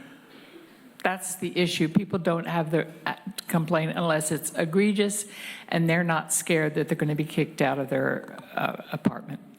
So we would have to identify ways to motivate people to be open and honest. But if I can finish. Not motivatable. We've had to do inspections like this before, and those inspections have actually been effective at motivating landlords to make changes, to addressing some of these issues. They want to keep collecting rent. And so I'm sure you're right. As long as someone is willing to complain to this city, then you can follow up. The problem is people don't complain because they're afraid of being evicted. So to me, it's putting a Band-Aid on a huge boiling pus-filled mess. Yeah, it's not the solution. It's a tool, and there are programs in place where it's not just complaint-based. So we would want to look at all the different options if this is something the council would like us to explore further. Agreed that if people complained, again, they can already complain now, and we will do code enforcement, and we will address these issues. A formal program would create other pathways to do those inspections. So it's an option that we wanted to make available, and it would require more research and digging in deeper if that's something the council wanted us to do. Yeah, I think proposing something like this without really explaining what it is that you plan to do makes little sense. It's like saying, okay, we can take care of the problem another way. And to me, that's egregious. You haven't explained to me how you help the person who is a tenant who is living in unsanitary, overcrowded conditions, paying exorbitant rents, and is fearful to say anything is going to be helped. Again, it's one tool to go with a variety of other resources. It's not a solution in and of itself, but it addresses some of the issues, and the complaints have helped us address some of these issues in specific cases. A program like this could create pathways to do it more frequently and not rely on complaint-based systems to do these types of inspections. So we've done some research on it. Again, being mindful of the staff time that we put into all these efforts. Without further direction, we wouldn't want to dig in fully and really come up with a plan for this. And I just want to point out that the service providers pointed out that overcrowding and subleasing issues were one of the drivers of housing instability.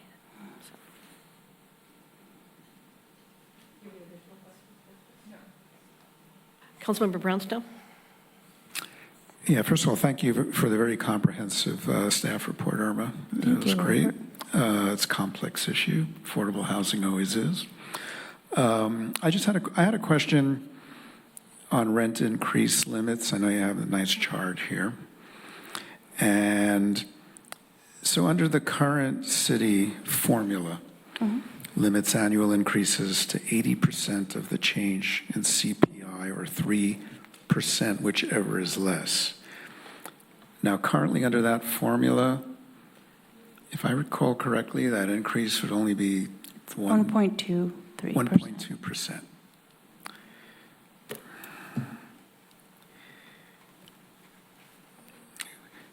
Great. I just wanted to be sure. Thank you. Anything else? Nope. Councilmember Nagengast.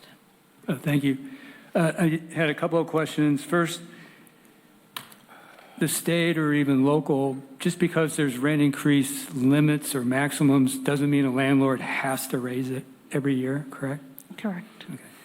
And when we talk about overcrowding and unsafe living conditions, and I've heard that the city's actually gone out on some call outs, I didn't know, do you partner with the county health too on that if it's an unsafe living condition? Only if there's items there that are outside of our jurisdiction. So there have been instances, especially with like RVs that are out on people's properties that have illegal connections, those types of things. But I think generally on most of these cases, the issues that we've discovered that need to be addressed were well within our jurisdiction. Okay, thank you. Councilmember Johnson, do you have any clarifying questions? Okay. So I do. Over the last couple of days, I've asked a series of questions of staff relating to what sort of units are covered by the rent stabilization ordinance.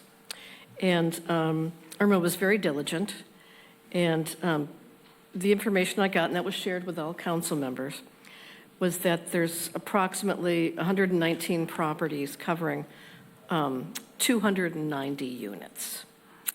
And of those, there was one property with 9 units, one with 7 units, one with 6, and 2 units with 5 units.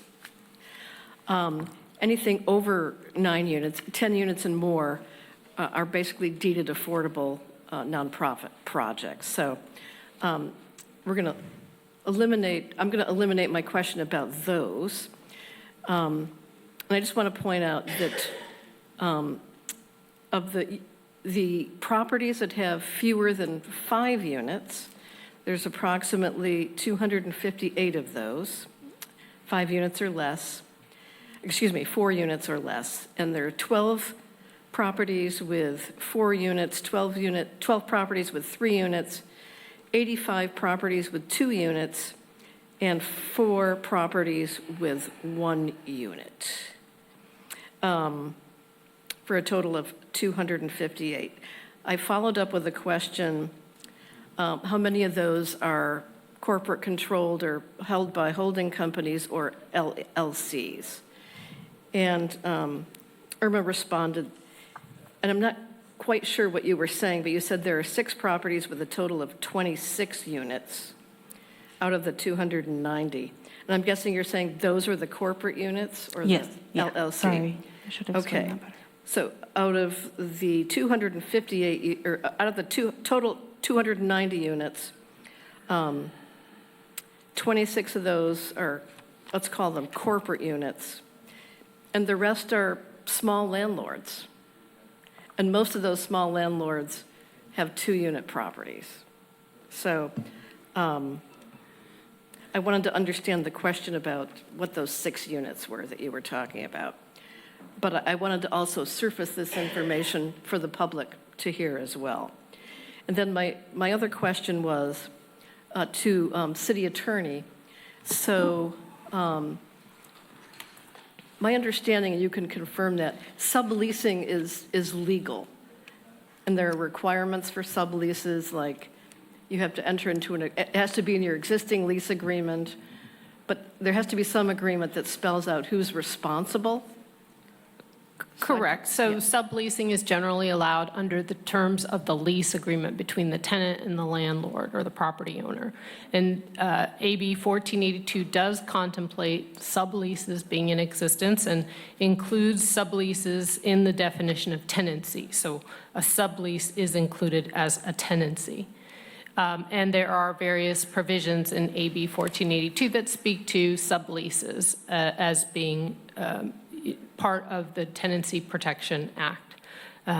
So for example, if a just cause at-fault eviction can include an instance where there's an assigning or subletting of the premises in violation of the tenant's lease as described in Code of Civil Procedure, Section 1161. So it is contemplated. Great, thank you, that's very helpful. I don't have any other questions at this time. We do have a large number of speakers on this item. Because there are so many speakers, I'm going to limit the period of comment to just 2 minutes instead of 3 minutes. And I'm going to ask that if someone before you said what you wanted to say, just say something like ditto or I agree with the previous speaker, rather than using the full time allotted. We want to make sure that the council has plenty of time to deliberate this evening, and we have many other items following this. So I'll try to keep your comments brief, but if you have valuable information to share that you haven't heard anybody else talk about, feel free to bring it up. So I'm going to start with Nancy Fontana. Nancy, you have 2 minutes.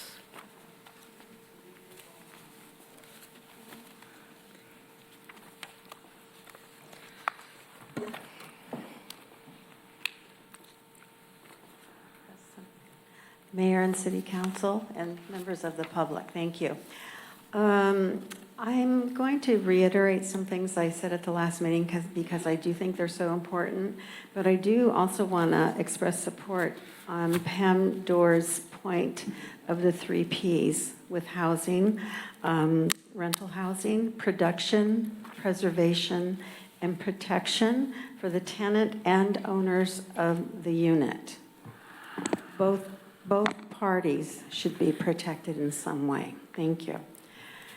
I mentioned that the program's imbalanced, and I focused on the discrepancy in the cost of the petition of $50 for the tenant and $5,100 for a landlord. This one item effectively sums up the focus and approach of this legislation. It's jaw-dropping.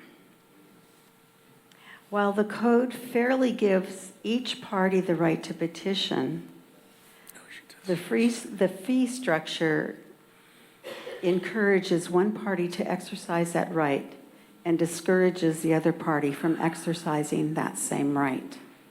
This seems very biased.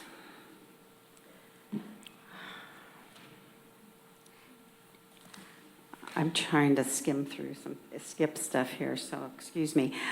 I also feel that the city has not, I don't think the council is aware of how much the city contributes to the cost of housing, as well as other agencies who provide other services that result in, for example, school district, school bonds, sewer service fees, which rose about 13% in the last 3 years, all utilities, one example being water that just increased 8% last month. And for rental units, now the addition of the costs of this program and the fees related to it. I'd like to give you a few examples of the increases in the city's fees. Excuse me, Nancy, you're going to have to wrap up, sorry. Okay, please look at your fee schedule. One, I'd like to point out that's a very common thing people have to do is a simple minor improvement. That went up, let's see here. You can also submit comments in writing. 196%. Okay, Yeah. thank you. Thank you. The next speaker is Pam Doerr.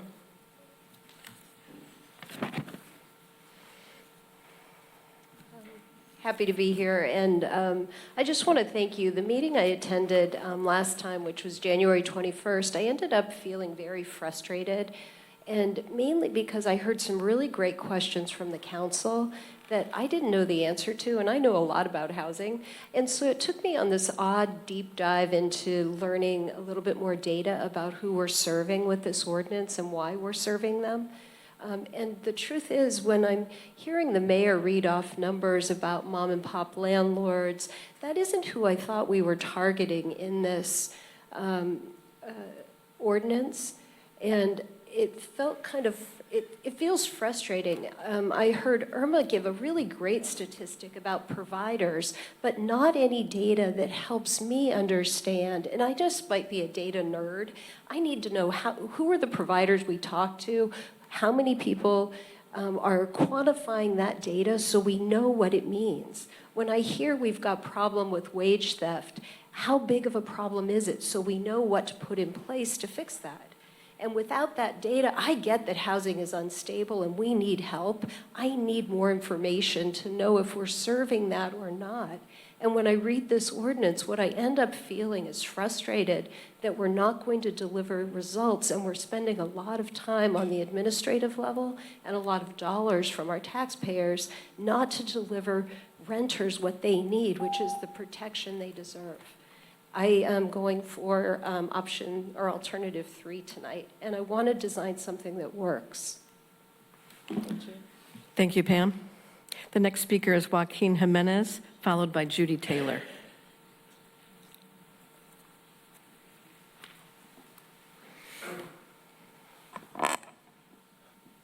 I was not expecting to come this soon. But good evening, Honorable Mayor, council members, city staff, members of the public.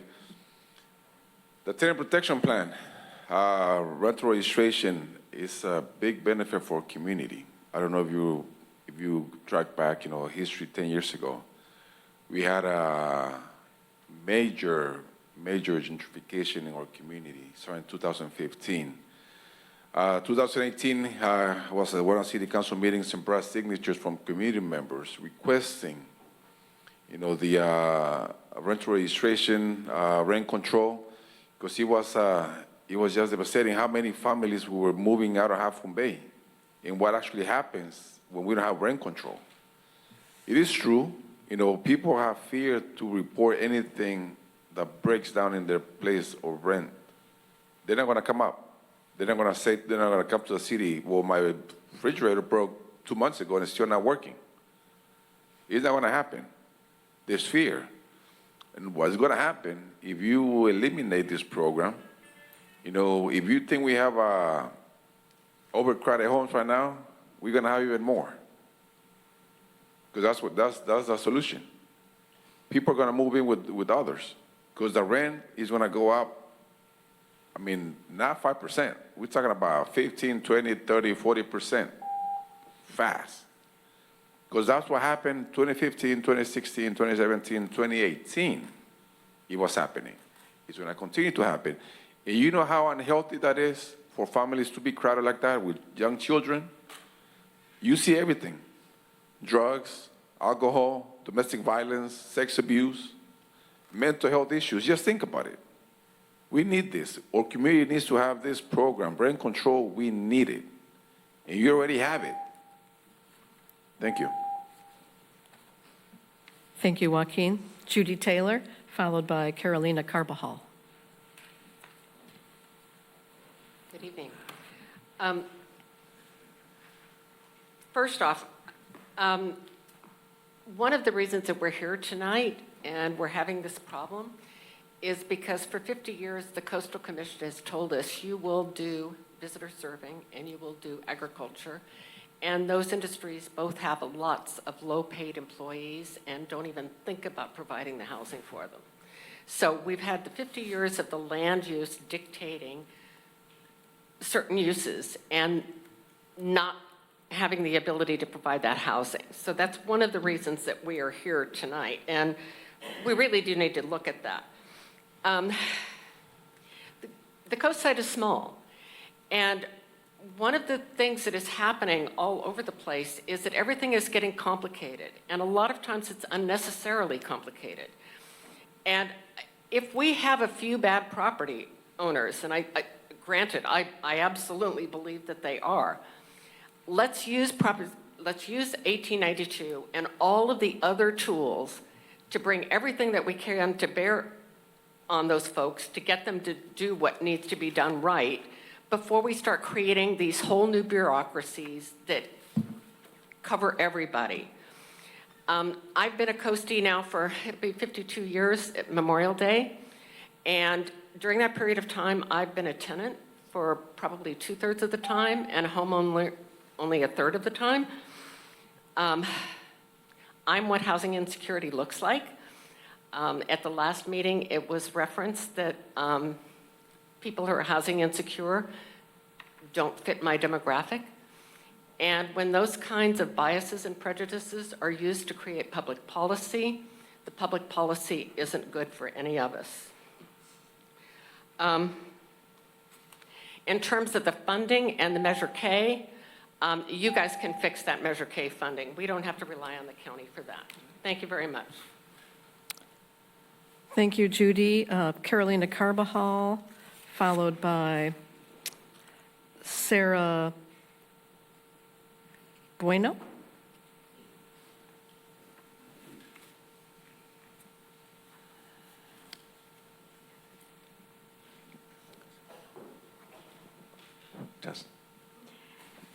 Como ustedes saben, el salario mínimo en Half Moon Bay es $17.91, ¿verdad? As you know, the minimum salary or the minimum wage here in Half Moon Bay is $17.91. Al mes ganamos $2,865. So in a month, we make about $2,865. Aproximadamente. Approximately. Con esos 2,800 hay que pagar renta, pagar biles, comprar comida, pagar auto, pagar gasolina y todo lo que sabemos que todos pagamos aquí. With that, we have to pay rent, we got to pay the bills, we got to buy food, we got to pump gas and pay for the car insurance. Y lo que les voy a decir a continuación no es algo que me estoy inventando ni que lo he sacado de contexto. Si gustan ir a la página de donde está la renta aquí en Half Moon Bay. So what I'm going to say next, I'm not making it up, and if you need to, you can go to the rent page here in Half Moon Bay. Hay casas de una habitación, un baño por 3,600. So there's one bedroom, one bathroom homes for 3,600. Hay casas de 2 habitaciones con un baño por 6,245. 2 bedrooms, 1 bathroom, they're going up to 6,245. Esos son 2 ejemplos de cómo la gente, esa es la renta que hay que pagar aquí. Those are just 2 examples of the rent that people pay here. Con 2,800, que es lo que voy a ganar, no creo que me alcance para pagar la renta. With $2,800 is what I earn, I don't think I'll be able to pay that rent. ¿Y qué hacemos los latinos? Nos asociamos, ¿verdad? So as Latinos, what do? We come together. Entonces nos dividimos los gastos y la renta, vivimos hacinados porque es nuestra única opción para vivir en este país. So what do? We divide all the expenses, we divide the rent, and that's just what we do to survive here in the U.S. Si se rompe el refrigerador, si hace falta una luz, si pasa algo con la estufa, nosotros lo arreglamos. If the fridge goes out, if there's a problem with the lights or the stove, we actually fix it. Porque no podemos llamar al dueño porque él se tardará un mes en solucionarme el problema. Because we can't call the owner, because it'll take a month to fix that problem. Si el dueño ya estableció la renta y él decide elevarlo en 6 meses, ¿qué hacemos? Lo aceptamos. If the owner has set the rent and decides to increase the rent in 6 months, what do? We just pay it. Pagamos más porque no podemos darnos el lujo de pagar un apartamento para una sola familia. And we pay that increase because we don't have the luxury of getting our own 1-bedroom apartment. Esta es una experiencia que me pasó a mí con mi familia. So this is an experience that's happened to my family. Antes de salirnos donde vivíamos, el dueño llegó sin que nosotros estuviéramos en casa, cambió las cortinas que había en nuestra habitación, las tiró y puso otras. So before leaving the place that I left, where I was living before, the owner came in and without us being there and changed the curtains and everything inside there. Mi niña tenía su bicicleta en el storage designado para nuestro edificio, para nuestro apartamento, y él llegó y la tiró a la basura. So my daughter had her bike put away at the place where they have the storage, designated storage. He came in and just threw it away. Porque él decidió que quería construir otro tipo de almacenamiento en ese lugar, entonces en ese momento nos quitó el storage. Because he decided to build more storage in that place, and that's why he took our storage away. ¿Por qué no vinimos a la ciudad a poner la denuncia?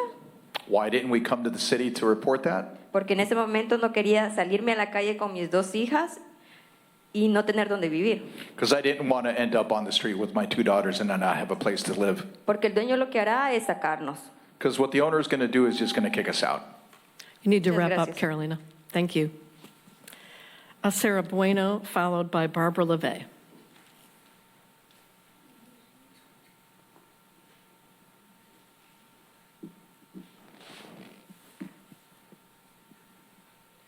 Good evening. I've spoken in the past and stand here tonight again to firmly oppose the continuation of the rental registration and stabilization program, and am in support of the alternative number 3, which was presented earlier.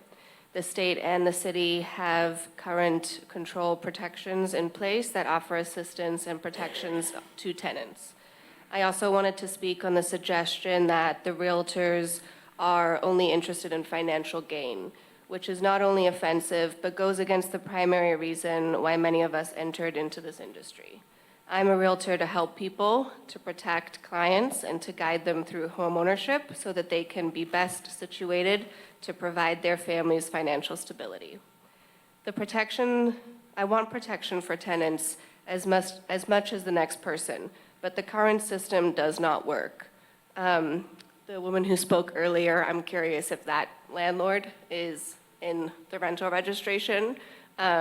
I'm not sure that we're assisting the right people that we need to be with who we're asking to sign up for these. I know I'm on a time crunch, so that's all I have to say. Thank you. Thank you, Sarah. Barbara LeVay, followed by Jean Knight. Good evening. Thank you for all the work that you did. It's really clear. I love the way that you presented, and I appreciate the time tonight. I echo what Sarah just said. I say alternative 3 would be what I would urge the council to take on. But I'd also maybe add something to the Half Moon Bay website that would link anybody that is having difficulties with their landlords to the county's website, because there they have all the resources for the outreach, for the legal assistance, and just do a really good job, like you are, at helping people get the help that they need. Thank you. Thank you, Barbara. Jean Knight, followed by Linda Caroz Anderson. Good evening, council members. The issue of rent stabilization is generally pitting tenant needs against landlord needs. But I have hope that you, who are very smart people, will find a solution that protects both groups. In the last council meeting on this topic, we heard primarily about the consequences of rent stabilization for landlords. So let's now give equal focus to the consequences for tenants. I want to call your attention to a Pacifica survey that was done locally, where they interviewed RV dwellers. Could you speak up a little more loudly, Jean? Okay, sorry. I found that most of the RV dwellers in Pacifica were Pacifica residents who had lived there most of their lives, had their family and friends there, and worked there. They couldn't easily move because they would lose their jobs and their family and friend connections. Likely RV dwellers in Half Moon Bay have a similar situation. Other examples have already been mentioned, the overcrowding, which is a tremendous toll on the families involved. As you look at alternatives to the current stabilization program, please be sure to consider the cost of these consequences. Most importantly, they deeply affect the individuals, but the city will also become involved at some level. And as you compute costs, it will be important for you to consider the costs of the consequences of your choices. Those are real costs, okay? I'll just end there, I'll just end there, okay? Thank you, Jean. Linda Caroz Anderson, followed by Joanne Rokoski. Good evening. Thank you for giving me the opportunity to speak. I come not as president of SAMCAR, but as a resident of Half Moon Bay. And I ask you to please consider alternative number 3. Let's not let a few bad actors ruin rental housing in our beautiful community. Thank you. Thank you. Joanne Rokoski, followed by Sue Ann Moore. Good evening. Sorry. Can I start over? I can't see the page. It's the old eyes. I've got it in the right place now. I agree with the words of Pico, California, when it says every family deserves a safe, secure home without fear of unjust eviction or excessive rent increases. San Mateo County is the richest county in California, with a 2025 median income for one person of just over 136,000. And yet we have farm workers making under 30,000 a year and retail workers earning under 40. Even an increased rent of $100 a month can put them in jeopardy of not being able to afford housing or of paying rent in lieu of food or other necessities. Concerns were raised about how rent stabilization is a disincentive for landlords, but less than 1% of the registered units left the program last year, and comments about the risks did not acknowledge that these landlords do gain equity, something renters never do. And also not mentioned was that under the current ordinance, landlords who need to make capital improvements can petition to increase the rent. Finally, I agree that the ideal solution is to have enough housing, but we're not there. So until then, in our community, Let us help the people who provide goods and services the rest of us depend on, but they are struggling. Please continue the courageous and moral path you chose in 2024 and continue both the rental registration and stabilization programs.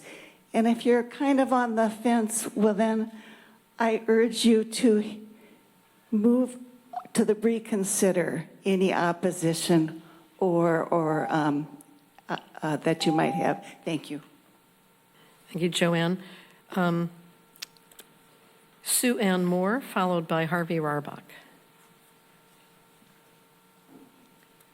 Suzanne Moore, retired nurse practitioner and current board member of Healthcare for the Homeless. My statement is my own this evening.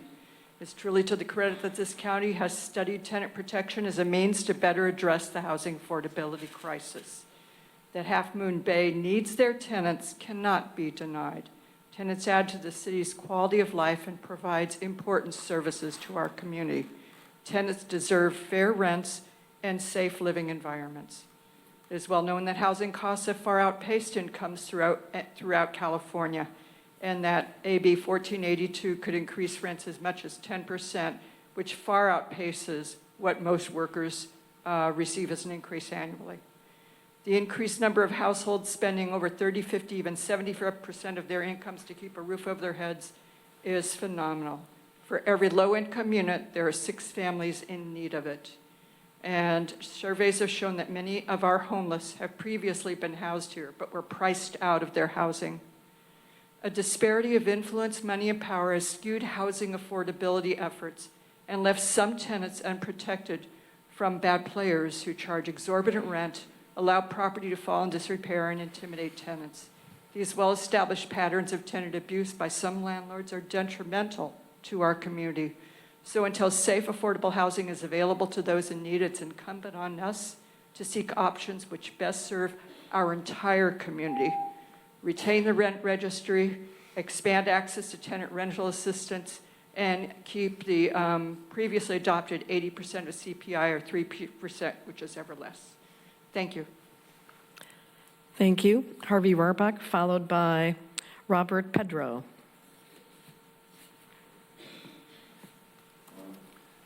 When I was on the council and we were considering this ordinance, I asked staff how many people had taken advantage of the protections that AB 1482 provided. As far as they were concerned, in the last 5 years, there were precisely 0 people who took advantage. It's not a real alternative, so that's the first thing you should understand. AB 1482 is not a viable solution. It says I agree completely in the staff report that rent increases have outpaced wage growth, frequent contributor to housing instability. That's really, really important. We have to make sure that the rent increases do not contribute to housing insecurity. 2 of you council members understood that and were in favor of keeping rent stability on the agenda. I appeal desperately to the 3 others to consider what the community really needs and do not allow the landlords and the realtors to contribute to the argument that is really hurting the tenants that need it the most. So please, not only consider keeping the rental registry, but also the rent stability ordinance that you had originally agreed to. It's really important for the community. Thank you. Thank you, Harvey. Robert Pedro, followed by Javier Pantoja. Good evening, council members. Thank you for your time tonight. I stand in support of option 3. Please end the rent registry and the overreach rent control beyond AB 1482. I'm a proud realtor and property manager. I help place tenants. I also help people find permanent housing through purchasing their home. So realtors are actually part of the solution. So I was happy to see in the staff report that you're looking for solutions. The realtors are here to help. And here are some other alternatives that already exist the city can tap into. You can look into expanding the Section 8 housing voucher for those that qualify to provide more housing. The housing voucher through HUD does come with an annual inspection. Even though I'm against annual inspections for all landlords, the HUD program has that in the Section 8 voucher program. Payment assistance, super happy to see that for those temporary things. I spoke about that last time. Very happy to see it in the report. Redwood City's had it for a long time. San Mateo just adopted it. So it would be a copy and paste as far as that program goes. It truly helps people who are in a temporary situation. It prevents them from being displaced. Down payment equity share. The state of California has a wonderful program where it's an equity share program, helps people buy a home.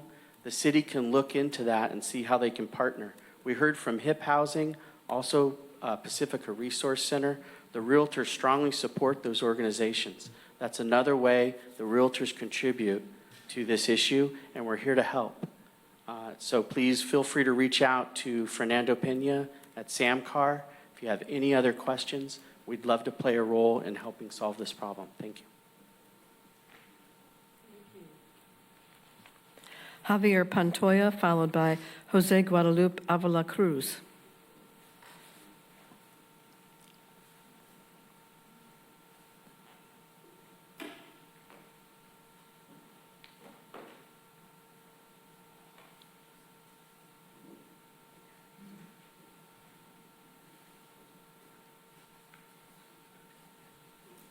Madam Mayor, Javier Pantoya has left the building. Okay.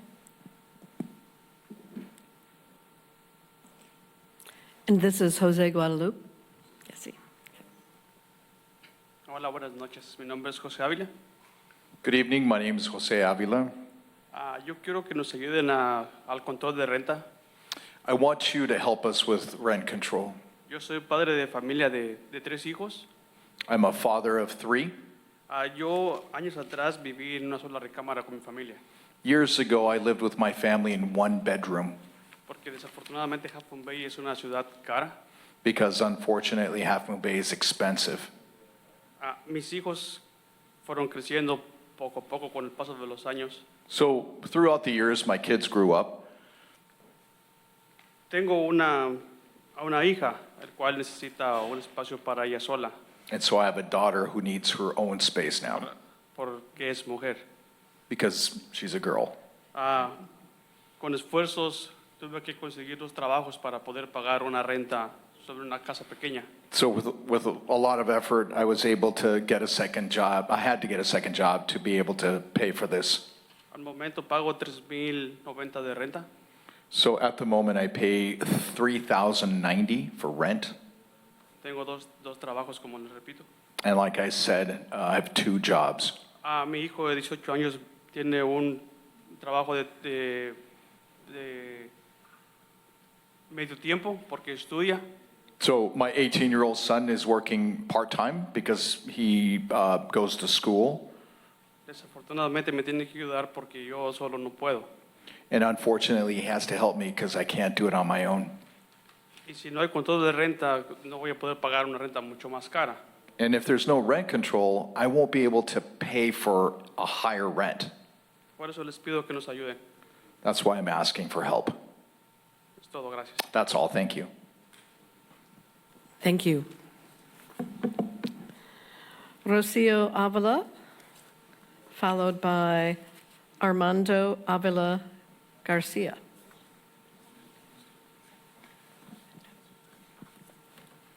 So Ms. Avila is going to present her comment, and then I'm going to provide you with a site translation afterwards. Buenas noches. Vengo a expresar mi apoyo al control de renta de la registración de unidad y al número 1 que acaba de presentar Irma. Y quiero pedir que se consideren las necesidades de las familias que se verán afectadas por el incremento. La semana pasada Colecté más de 59 comentarios de personas que tienen miedo de hablar por temor a represalias de los dueños que si se enteran que han hecho un comentario pueden sacarlos de su vivienda, pero están desesperadas por una solución. Otras han compartido lo difícil que es trabajar en 2 empleos para pagar renta, basura, luz y agua, porque también, aunque digan que los dueños pagan la agua o el incremento, nosotros también lo hacemos. Personas de la tercera edad que trabajan toda su vida ahora se ven obligadas a seguir trabajando y vivir en un cuarto para alcanzar a pagar la renta. No es fácil vivir con el sueldo mínimo en Half Moon Bay. Y quiero aclarar que no hay casas de renta por $2,000 como se habló la reunión pasada. Es importante que se entienda la realidad de nuestra comunidad. Les pido que consideren las historias de estas familias y trabajen para encontrar una solución.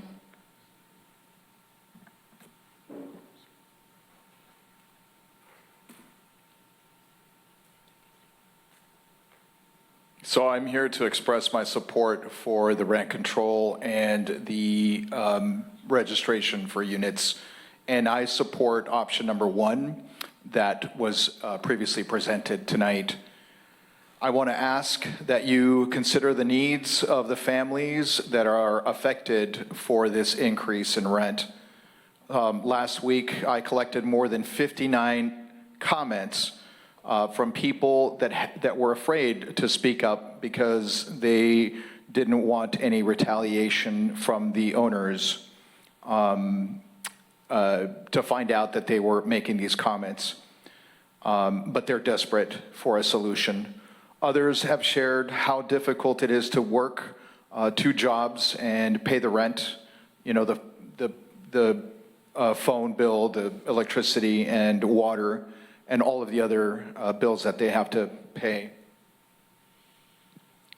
Older people that have worked their entire life now are looking to find work and live in a bedroom just to pay the rent. It's not easy living, making minimum wage here in Half Moon Bay. So I want to be clear that there aren't any houses for rent for around $2,000 in our city, like somebody beforehand mentioned.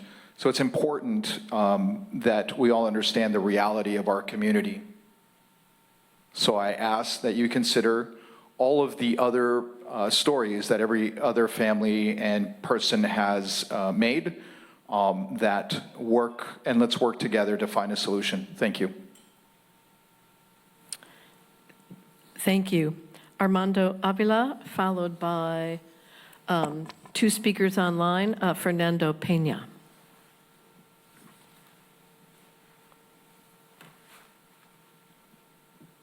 Buenas noches, alcaldesa, concilio.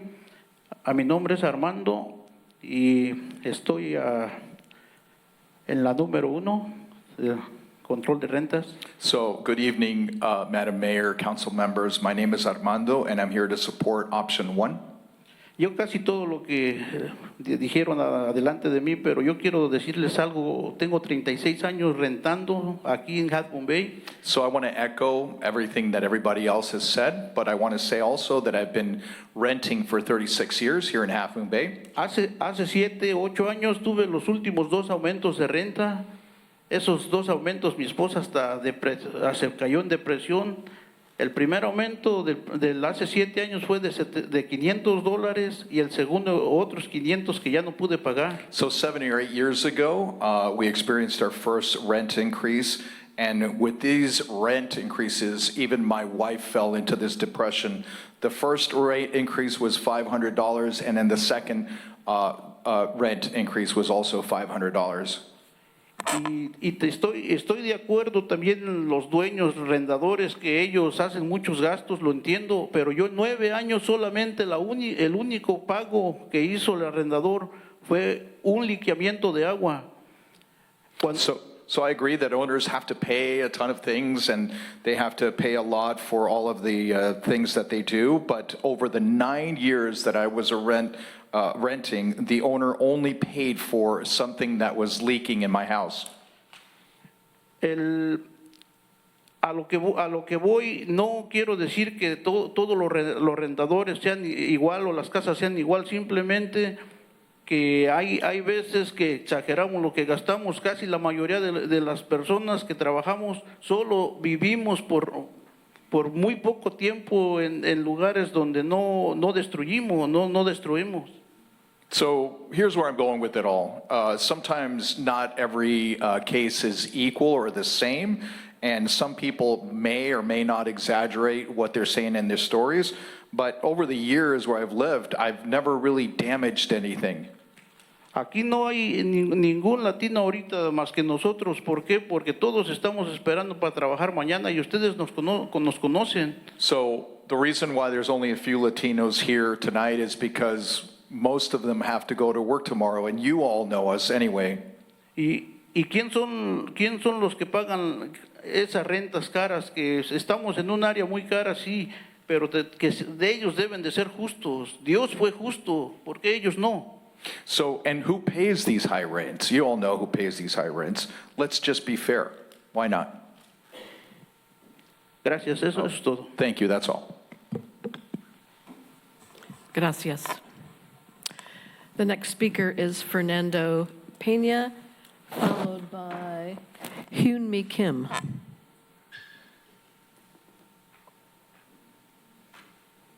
Good evening, Mayor Ruddick and members of the City Council. My name is Fernando Peña, calling in on behalf of the San Mateo County Association of Realtors. First of all, I just want to thank the City of Half Moon Bay and the County of San Mateo for all that you are doing to assist farm workers and service workers in finding homes here in a very expensive county that we live in. As you all know, San Mateo County is the fourth most expensive county in the United States. I respectfully want to reiterate some of the ideas from the January 20th meeting that you have considered to eliminate the rent stabilization and rental registry programs. There are too many questions about who is actually being served based on the taxpayer expenditures to date, the diversion of staff time and workload that has added $10,000, concerns about utilizing a database on the public, a consultant expenditures, $150,000 that was used from the Affordable Housing Fund to start the two programs, cost recovery running at a deficit, low case numbers from legal aid. They reported that they looked at 15 cases and then only 4 cases were eventually served in a city of 12,000 people. The need to educate the public on state laws that are already in place dealing with tenant protections. We've already talked about tonight, AB 1482 and SB 567. The impacts to mom and pop housing providers and their families, the people who are exiting the rental housing market, and housing providers taking properties off the market. And also the resources that are already available to the working poor and to our incredible farm workers, like legal aid, mediation services, language translation, the state laws that we've talked about, the Half Moon Bay's tenant protection ordinance, it's already in effect. The City Council's directed staff to investigate, establish an emergency rental assistance program. Providers claim that it's temporary, but ask the City Council in San Mateo, ask the City Council in Redwood City, how many farm workers and You'll need to wrap up, Latinos families- Fernando. Please vote yes on alternative 3. Thank you. The next speaker is Hyun Mi Kim. Good evening, can you hear me? Yes. Can you hear me? Okay, Yes. thank you. Okay, good evening. My name is Hyun-Mi Kim. I am a practicing housing rights attorney at Community Legal Services in East Palo Alto, known as CLASPA. CLASPA, along with Legal Aid Society of San Mateo County, represent almost all unrepresented vulnerable low-income tenants from every corner of San Mateo County who face losing their homes at the County of San Mateo's eviction court every Tuesday. As a matter of fact, I was at court today. Every week, I directly witness how local-based tenants protection ordinances, for example, such as East Palo Alto Renter Stabilization and Just Cause Eviction, the City of Mountain View's Community Stabilization and Fair Rent Act, equivalent to Half Moon Bay's Renter Stabilization and Tenant Protection Act, greatly protect vulnerable tenants by equipping them with legally valid, strong affirmative defenses against wrongful eviction. Every month, I review more than 10 to 25 renter agreements, dozens of tenant ledgers that are filled with illegal late fees, illegal maintenance fees added to the ledger without tenants' knowledge or their consent, photos of extremely unsafe and poorly maintained rental units. But when there are strong local renter ordinances, there are additional protection to state laws. This violation of tenants' rights can be very effectively and swiftly corrected and remedied. They become powerful bargaining tools to reach an amicable settlement instead of either party having to spend more money going to trial. Often, I see the landlords expect tenants to comply their legal obligation to pay rent on time, basically asking tenants to hold their end of bargain with very little flexibility.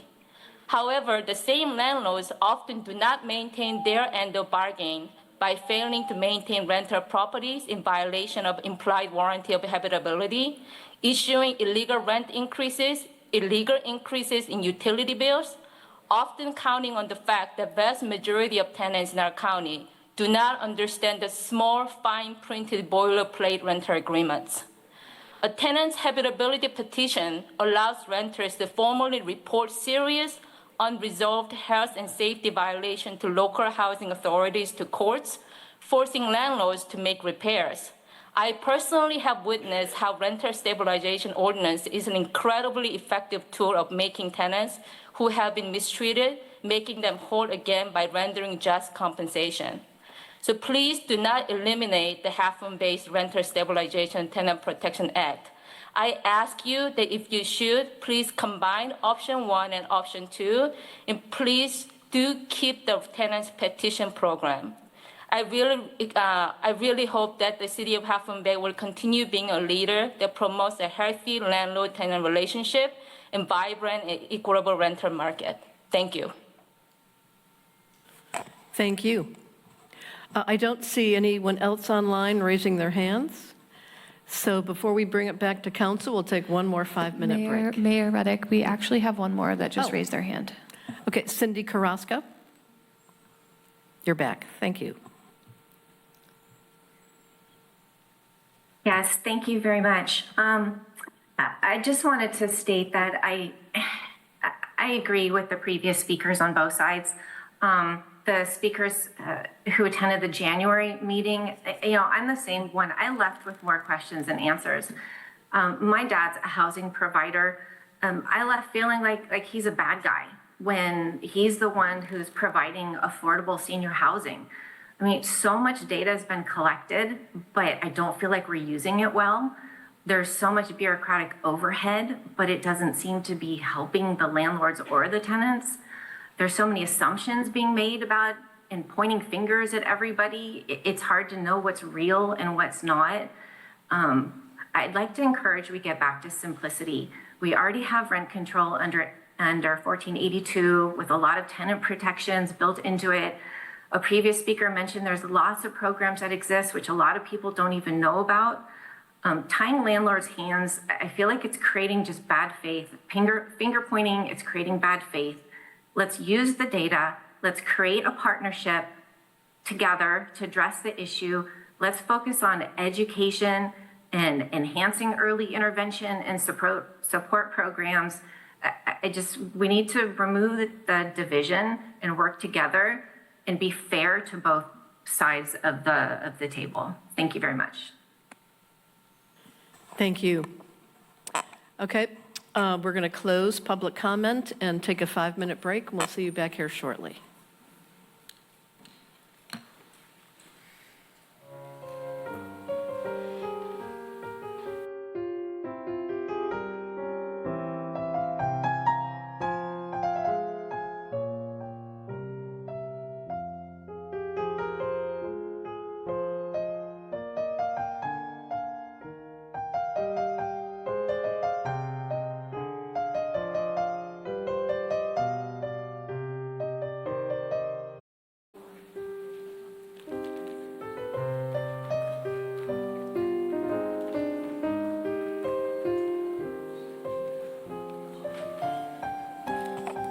We shall begin.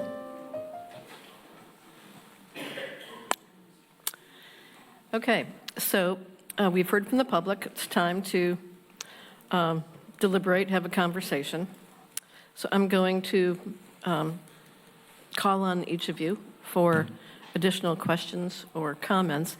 I'd like Irma to put the three alternatives up on the screen to help focus people's attention.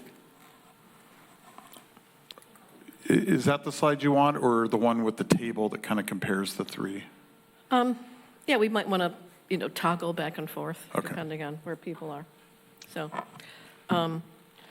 I'm going to start with Councilmember Nagengast. You're number one. I've been called other numbers before, but thank you. I wish we had some more conversation about the emergency rental, and how many nonprofits or agencies on the coast that offer that. I've seen some documents, Coastside Hope participates, but I don't know the amounts. But that's something I believe is a valuable resource and was brought up in one of the alternatives. I also believe, because of how we're impacted by staff right now, trying to set something up, an inspection program, I don't think is viable right now, just because we don't have the staff, and I'm really counting on the matrix study to show where our staffing is, to confirm our staffing assumptions and/or if we need to, add staff. I think our budgeting is going to also help with that, to understand what we can do as far as rental assistance, or even conceive using the inspection program. As I've said in January, at the last meeting, I'm in support of alternative 3. I didn't think the stabilization or registry fits Half Moon Bay. I've said if we wanted a local program or talk about what's available in a small city, you get a landlord, a tenant, and a realtor together, and if that discussion can lead into something, I think that's something I would like to see in Half Moon Bay. I'm not a fan of the registry program, just creating these databases. I've had a couple of residents contact me and aren't comfortable with the ability, having the information get corrupted and or mined by somebody. So until I feel, and we've learned this with the automated license plate reader, the Flock, even though someone says it does something, sometimes we find out it does something else. So I'm not a supportive of creating databases at this time either. So just to start the conversation, I'm alternative 3. Councilmember Johnson, I'm moving on to you.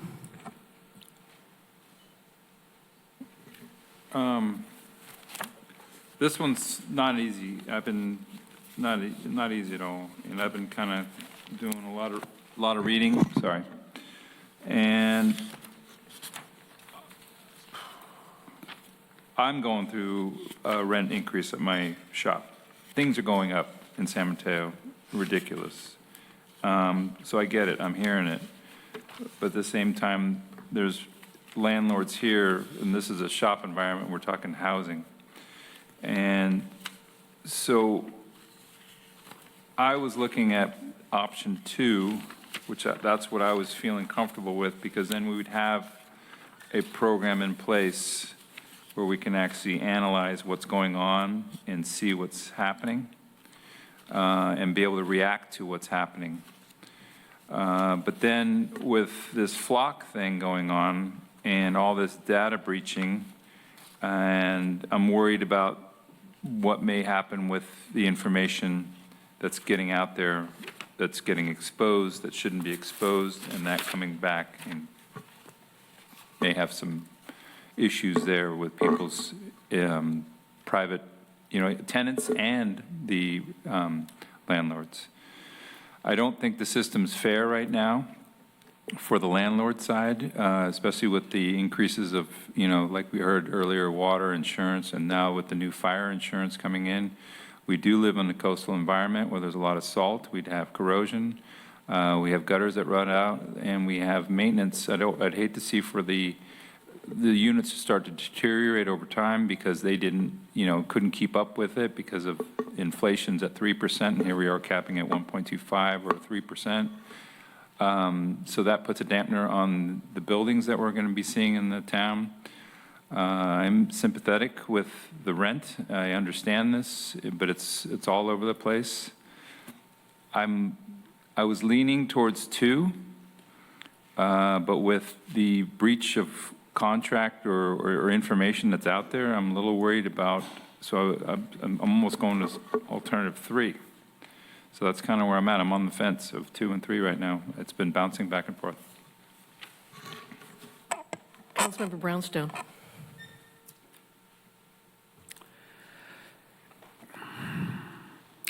So, Councilmember Nagengas, Councilmember Johnson, I have absolutely no idea how what both of you are saying helps any of the people we've heard today. I remember we had a letter here from President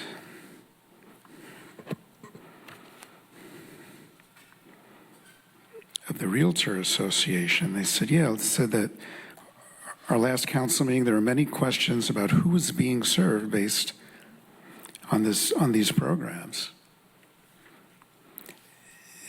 I mean, is that a question in any of your minds, who's being served by this?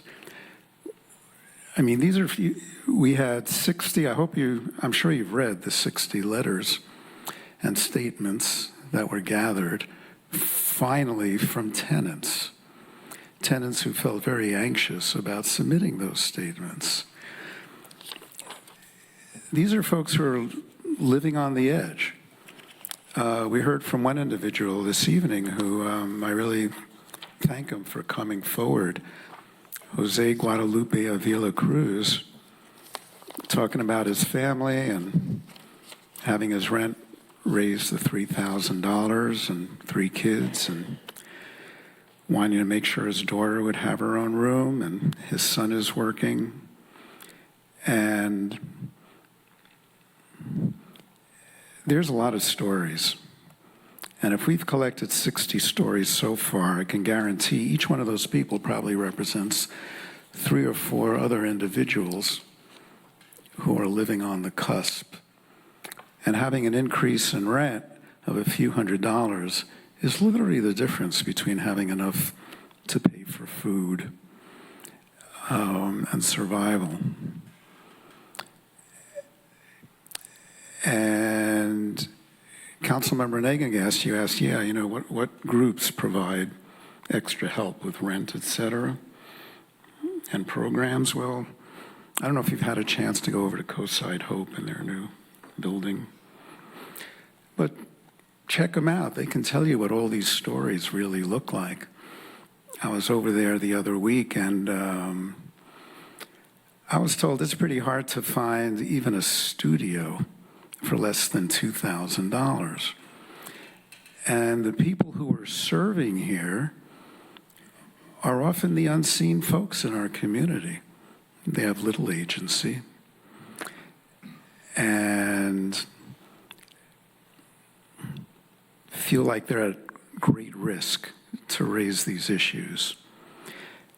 And our last meeting, I kept hearing over and over again from housing providers and from realtors that, we already have protection from the state. And why don't we just let people, utilize 1482? So it seems like both of you are ignoring alternative or combination of alternative 1 and 2. If we followed 1482, which is what I heard every single realtor and housing provider, mom and pop housing providers say, yeah, if we have 1482. Well, great. Why wouldn't we use 1482 then as our model? I asked the one question before, how much does our current model, which is 80% of plus up to 3% cap, and currently you mentioned that that only accounts for a 1.2 increase under our model. Well, if we shift it over to 1482, which is a base of 5%, that's 4 times as much of a rent increase that would be allowed, up to 10%. Frankly, I think that would even create greater hardships, but if 1482 is what everyone was yelling about, then we have an opportunity in alternative 1 to do exactly that. And don't tell me this isn't about the money. This is definitely an economic issue for everybody on both sides. It's a business. That's what we talked about last time. Being a landlord's a business. I've been a landlord in San Carlos and Belmont, and I've also been a tenant, so I've seen it from both sides. And now I'm hearing you're concerned about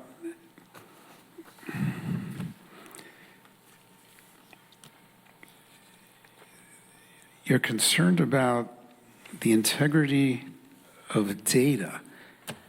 I mean, really, I feel these are kind of weird red herring issues. They're really bothering me. We had Evelyn. You remember Evelyn, who was a expert Silicon Valley resident here who looked over all the protections in our registry? And correct me if I'm wrong, Matthew, but she said that we've had our registry has the highest standards of privacy that she's seen in any kind of registry like this. And we all seem to have a lot of respect for Evelyn, but all of a sudden, like, where did that go? So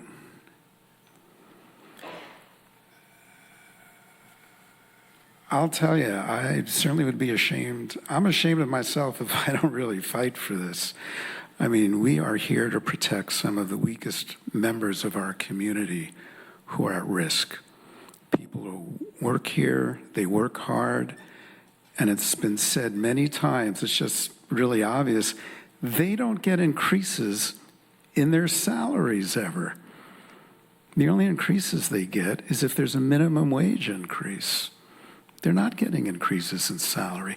So whether it's a 1% increase in rent, 2, 3, 4, 5, their salaries don't increase.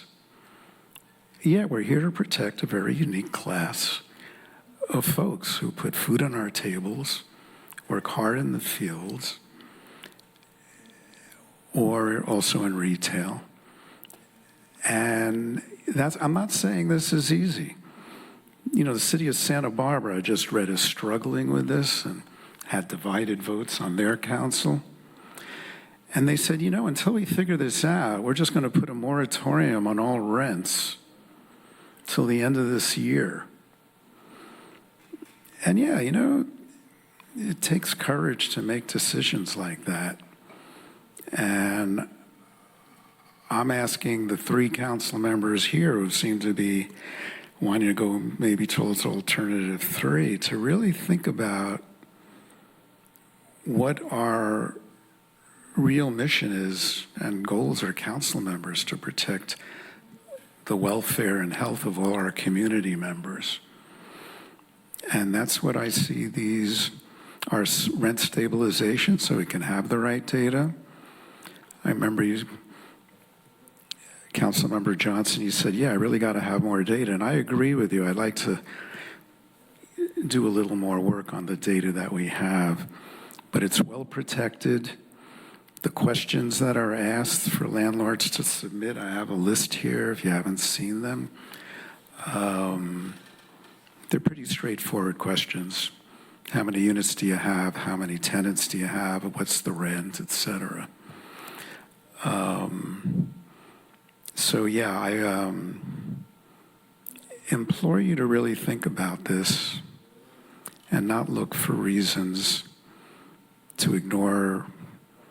Ignore is not the right word, but to value the stories that you've heard this evening and keep what we have in place.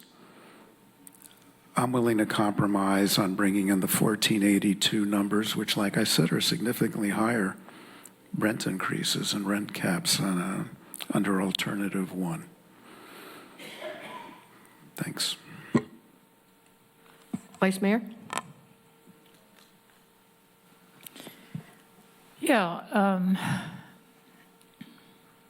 3 years ago, I was so proud of our council for taking up the cause of those less fortunate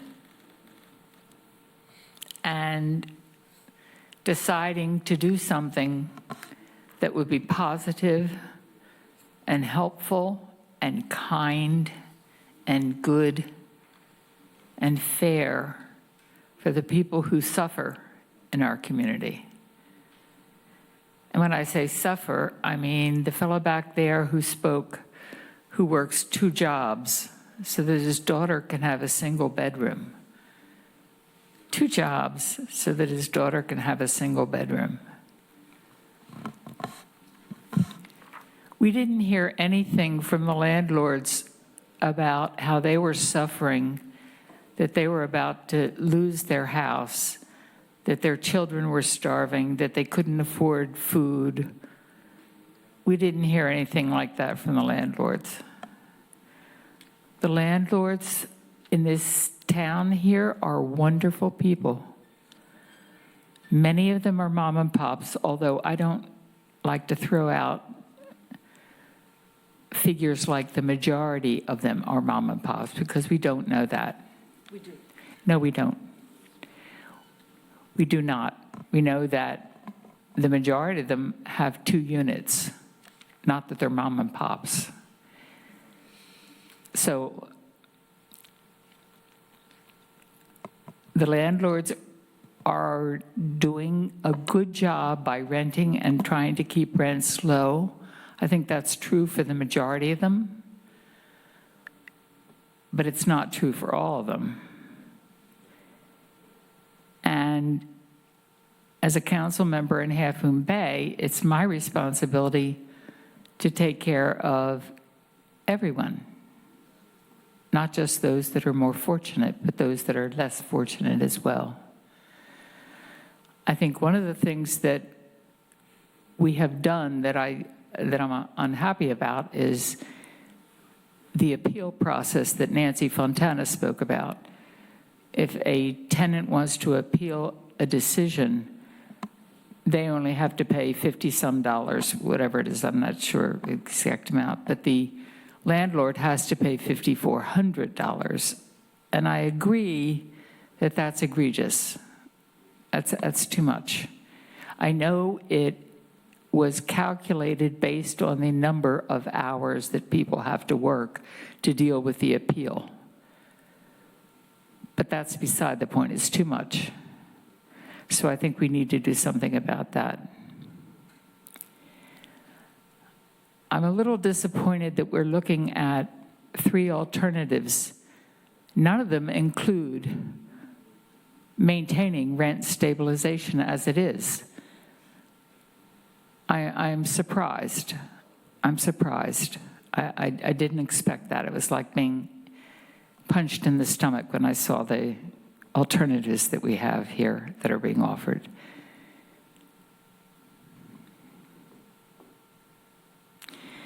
We talk about how all of these Legal Aid Society are nonprofits like Coastside Hope. They're all out there to help people. They are strapped. These organizations are strapped Legal aid is strapped. Coastside Hope doesn't have money. All they can do is help somebody who is about to be evicted or has just been evicted with a month's worth rent. That's not helping anybody. That's a Band-Aid. It's another Band-Aid. It's not true assistance. We can't afford true assistance, not without everybody pitching in. And that means the landlords pitching in and doing their part and saying, well, I want to live in a community and I want to help everybody in the community. So I'm willing to put up with less of an increase in my rent because I have food on the table. My children have clothes on their backs.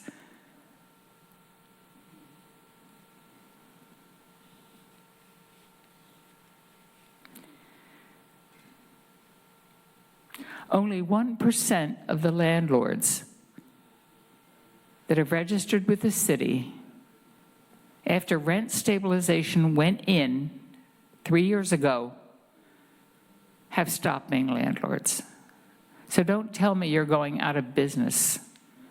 You haven't and you won't.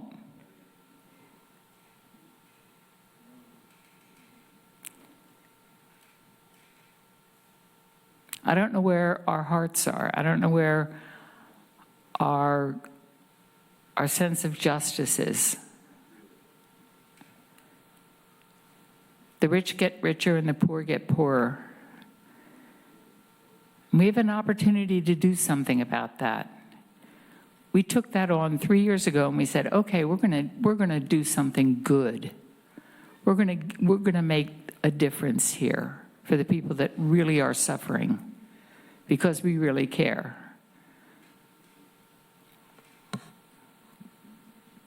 That made me proud to be on the council. And I knew at the same time, as good as I felt about that it wasn't enough, that it was a drop in the bucket when it meant to really making a change, but it was something.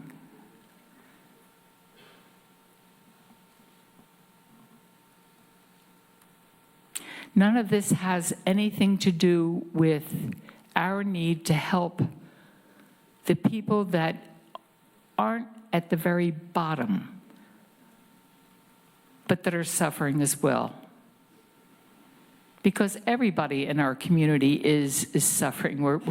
It's really hard for most of us. And we need to do something about that. But we don't do it on the backs of the poor. We don't do it to hurt people that don't deserve to be hurt any more than they're hurting.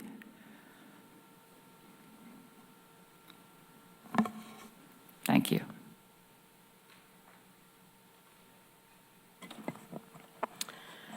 So I asked for a list of questions that landlords have to respond to participate in this rental registry.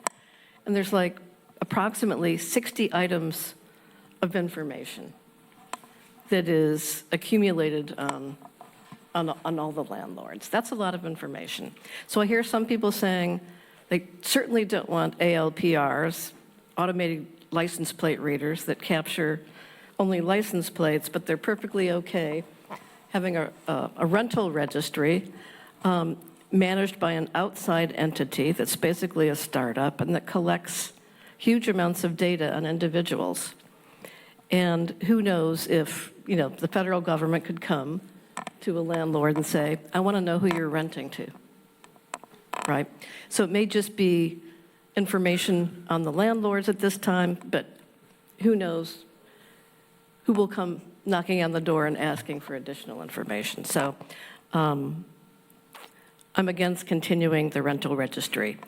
And another reason is I was looking at who has rental registries. It's typically the very large cities in California, about 39 of them. Not all of them have rental registries, but typically they only register landlords holding 10 or more properties. It's not, a small-scale landlord that maybe has a duplex or maybe 2 duplexes, right? So we're basically tracking very small-scale landlords, most of them under 5 units. It just doesn't make sense to me. And I don't see that it's as protective as it needs to be. So I'm not in favor of the registry. And I think that the 1.2% that we allow this year in terms of rent increase is not consistent with the cost of living increases. And inflation is going up again. And if you're talking about small-scale landlords, they don't have large portfolios where they can spread the pain over many units. And I would be worried with the increase in things like appliances caused by new tariffs, the wildfire mitigations that are coming, that we will see more people dropping out of the business. You mentioned Santa Barbara having a rent freeze. Well, there was an article in the New York Times this morning about New York City, the problem being that now people are like leaving rental units empty because they can make more money buying treasuries. So you have to wonder about the dynamics that you're setting off, especially with smaller landlords that don't have a lot of margin for error leaving the market. And I think in a small community, small-scale landlords are what you want to have, as opposed to large-scale landlords that are corporate-owned and potentially owned by New York City private equity companies. So I'm not sure that the scale of this program is commensurate with our capacity to handle it and actually do good. I am totally in favor of the tenant protection piece of the rent stabilization. I think we want to review it and make sure it's strong enough for us. We can make a stronger tenant protection ordinance than the state allows under 1462. And I think that makes sense with our population. So I want to keep a tenant protection piece, but I want to review it and make sure it's as strong as we want it to be. I'd like to look at rental assistance. I'd like to hear more from CRESPA that was here tonight from East Palo Alto and the possibilities of them and their combination with Legal Aid of San Mateo County. I still remain interested in this idea of monitoring habitability. If people are cutting corners, like not replacing broken refrigerators, if the washing machine remains broken, and you're going to get more of that as you restrict rents, I think we want to keep tabs on stuff like that. We don't want habitability problems. And as the person from CRESPA mentioned, that those are worthy things that, we ought to consider. So I'm not giving up on the issue of monitoring habitability. We have one enforcement person. That might be where we look during the budget process and the organizational review. I had thought we needed 2 before all this stuff. So I think looking at code enforcement is something we want, Matrix to do. I think our one person is already overloaded with just basic nuisance enforcement, and yet they've got a bunch of other stuff like short-term rentals on their plate. So, there may be a role for further enforcement in things like habitability. You do not want people going without the sort of appliances and amenities that they need to stay healthy and live healthy and avoid those sorts of things that were raised earlier, like abusive situations and exposure of young children to strangers, that sort of thing. So I want to look at that. But I think there's room here for a really big educational piece. we want to empower people with enough knowledge that they can access the resources they need to resolve these things. I don't think we have a mediation piece in our tenant protection program at this time, but we might want to look at that. The thing about having a lot of small-scale landlords in a small town is that I would guess that maybe they are more responsive to outside influence on these issues from legal aid or CRESPA or enforcement because they don't have the margin of profit to fight that sort of thing, right? Big landlords can do that. Smaller landlords, not so much. So I think we want to bring resources to bear in this environment that we have to improve the renter situation for everybody. You know, there is a lot of data out there about Half Moon Bay demographics. And one of the things that I saw was that in 33% of our housing stock, there's only one person living there. And more than half of those are people over 60.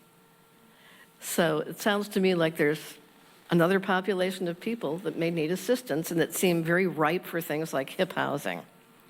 I don't think before taking all this on, that we really understood our local context, who the people are, what the needs are, age groups, income groups, living arrangements, and I think all that information is really important. If we're going to have a force in housing in this town, we need to have all that data and understand it. We need to understand our community. And that's important because situations change.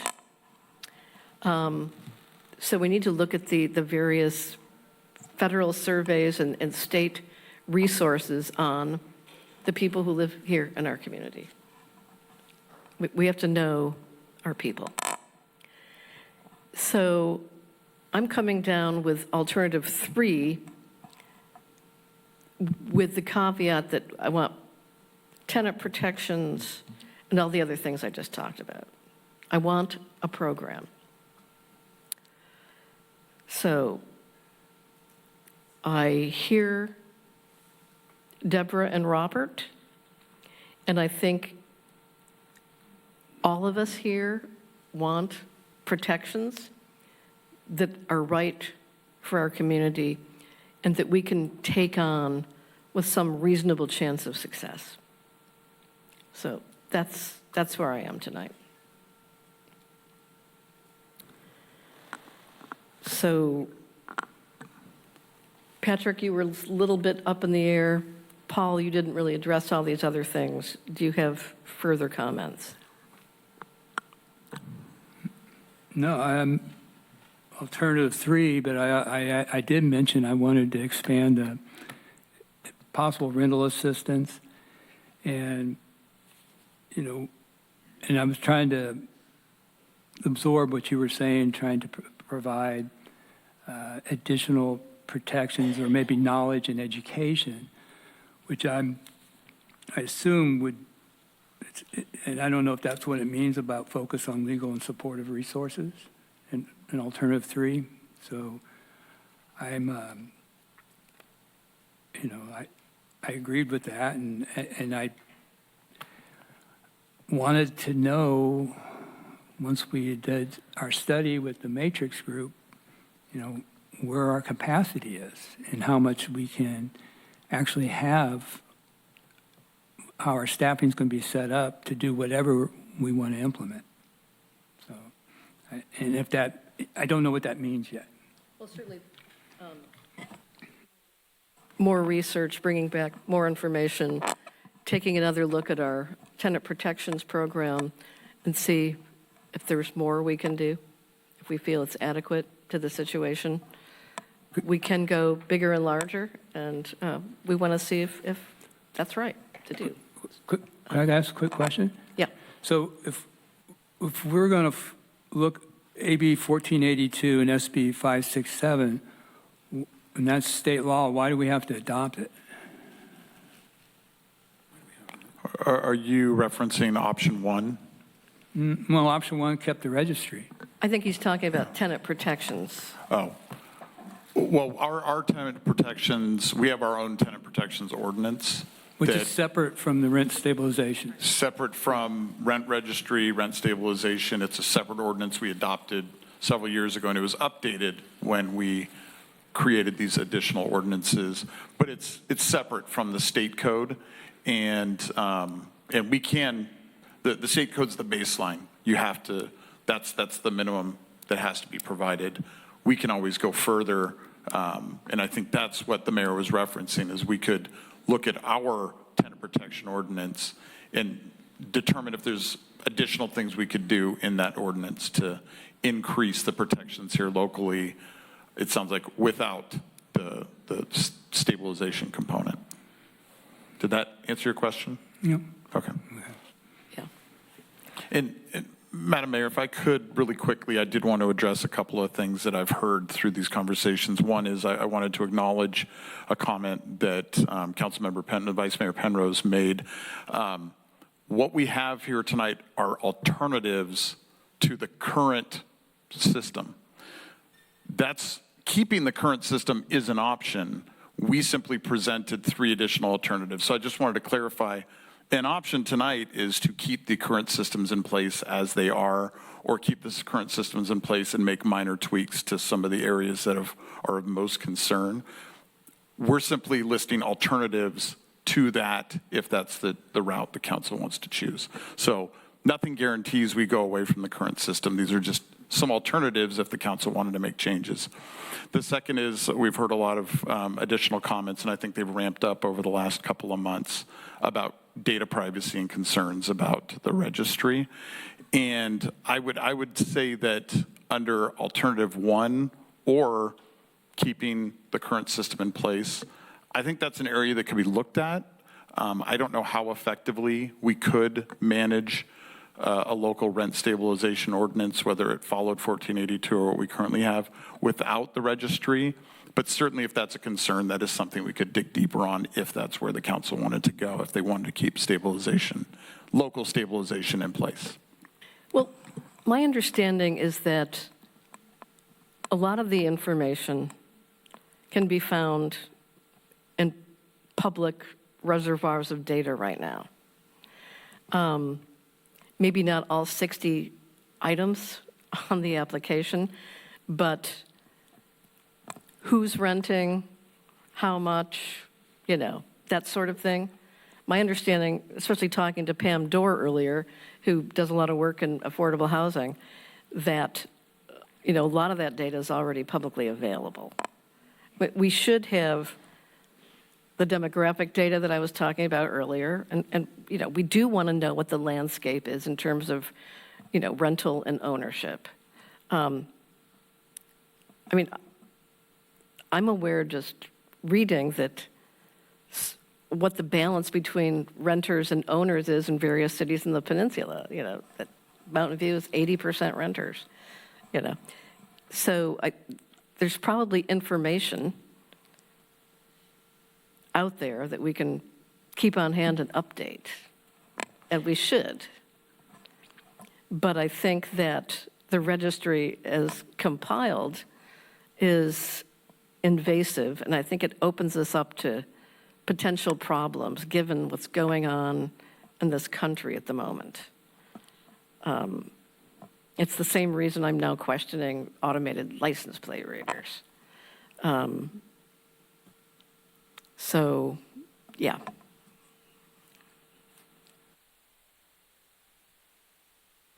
Sure.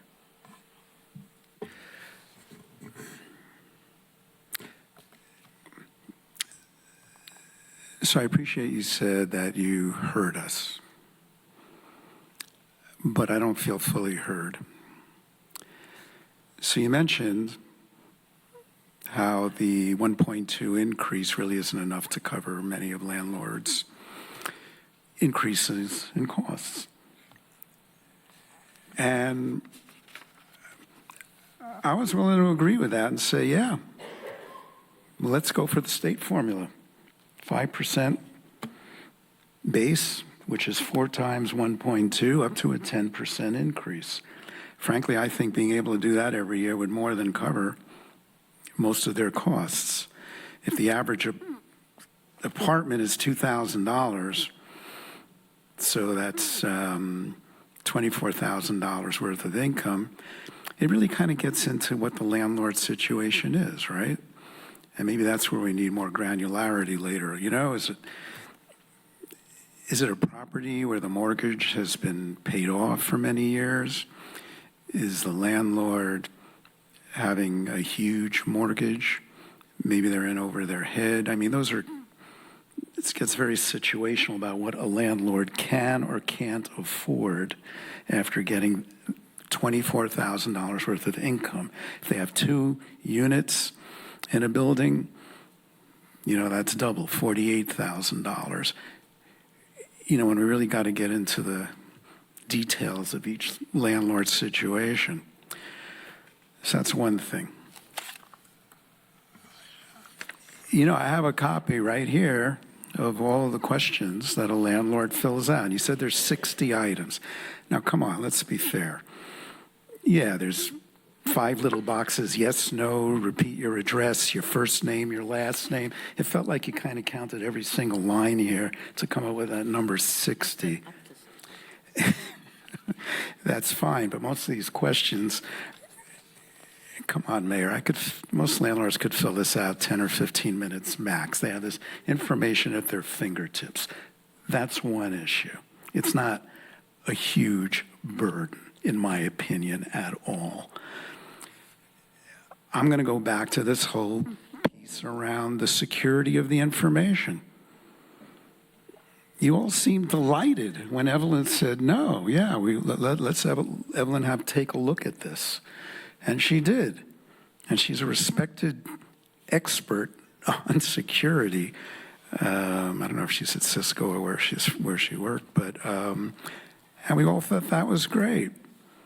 And now all of a sudden, you know, talk about mixing apples and oranges. Now you're talking about comparing this information to Flock, where, you know, there's documented issues around information being hacked and the relation of Flock to Palantir and lots of questionable practices.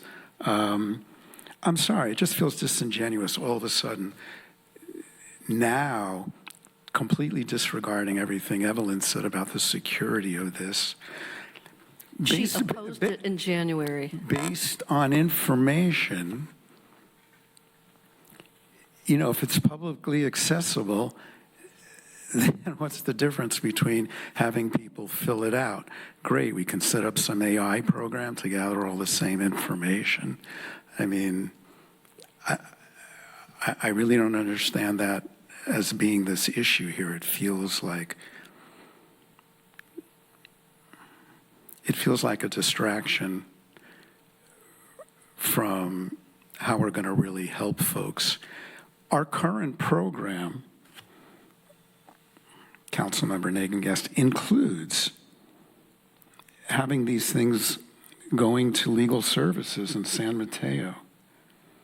That's already paid for within our program. Someone brings an issue up. I agree with this issue about landlords being charged much higher fees in an appeal. So I agree with what Councilmember Penrose said about that. But I also agree with what the attorney from East Palo Alto said. The more you have things provided by local ordinances, it allows for much better protection that everyone understands in terms of the education piece. It's our own local ordinances. We have legal services already involved. And as was mentioned before, that 1% of landlords who've taken their properties off, what was the total number of properties? And that 9 properties out of how many? There's like around 1,400 units or 1,500. So 9 out of 1,400 units were taken. I don't even know how that even comes up to 1%, does it? 9, somehow the arithmetic seems it's even less than that, like a 100th of a percent. 100th of a percent? I don't know. But a very small number. So, yeah, so I just wanted to respond to what's been said. And I would definitely, to scrap most of this program, which is paying for itself now, seems like a hasty action. I'd rather see if we want to do some more research on the information that we do have. We had Anita mentioned before, by the way, I mentioned to say, in terms of the homeless report, said there's only 55 homeless individuals. Wasn't it a lot more over the last few years? Was that in Half Moon Bay, 55, that count? I wasn't just anyone. I can speak to that. Yeah. So, we do the biannual homeless counts, which really tend to be a little bit low because it's just a point in time, one-day count, and doesn't necessarily involve the service providers. A couple of years ago, the county, to ramp up efforts to really address the issue and understand the issue, went to a different model of counting, and it's a constant. I mean, almost every day we get updates. And as they implemented that, the number ballooned. And then we worked with the county and the service providers to really hone in, okay, wait, where are these numbers coming from? How are they being addressed? And the 55 is where it's kind of landed after some refinement. So I think the bigger number we heard a couple of years ago, that wasn't fully accurate. That was based on really refining that data. So the 55, I think, is where we're at, and it's where we've been for a while, based on conversations with Anita. It's actually gone up a little bit recently. Yeah. Well, I think 19%. I think these are the kind of programs that, and other programs that we have in this small city of ours, which I'm very proud of, actually keeps that homeless count down and getting rid of these kind of programs. We already have people, we've heard, they've had to leave their apartments. A couple of them, I've heard, having to rent an RV for $2,000 a month with 4 or 5 people. So, yeah, I implore you to really consider keeping these programs in place. I don't think this data is at risk. It's secure. I don't think it's that. If you say it's all public, then it's not particularly confidential anyway. And yeah, I would also be interested in hearing more from Councilmember Johnson, because we've all talked a lot. I feel like I'm on the block tonight. I think we should do a town hall meeting, targeted workshops, landlord clinics, tenants, legal clinics, employer roundtable, housing nonprofits, get some data, see where we need to go, utilize what we already have, but we also have to be, I think, sympathetic to the landlords. I think the $5,500 thing versus 50 is ridiculous. We also have to take in consideration of knowing each landlord, each unit, what their percentage rate is on their mortgage, what kind of insurance increases they've had to justify if their rent has to go up. So we have to do a lot of digging and searching. There are the other ones that are just automatically putting the rents up, which is what we're trying to target. We put a big blanket over this whole city. And I don't think we did enough research on it to really, because we just basically covered everybody or the whole city. And we don't know what the after effects are going to be with the units now later on. Are they going to maintain their units? Are they basically saying, forget it, I want to get out of it? We don't know what the outcome's going to be. Can I clarify? Just let's have a conversation. If we go with the AB 1482 numbers, then they're not limited to this 1.2%. It's a minimum of 5% up to 10%. So if we follow that, then I think that takes care of a lot of this issue about being unfair to landlords in terms of the amount of rent they can increase. I mean, up to 5% once a year, when you're talking about, $3,000 is, it's a good chunk of money. So what is your concern? Well, I'm just having a conversation for a moment. But I want to Councilman understand what you just said. Yeah. Before we hear from him. So you're saying you would be good by the numbers under Costa-Hawkins. So what are you talking about then? We have to be good what's under 1482 because that's state law. So I'm not sure what you're saying, let's adopt the states. I mean, we de facto are under the state's cap. Not We under just our said- current program is much less than what the state But you're is saying allowing. mirror our program with the states. I don't follow why you want a separate program to mirror the states. I'm saying we can adjust our rates to mirror the state's numbers as is stated here in alternative 1. That's what I'm saying.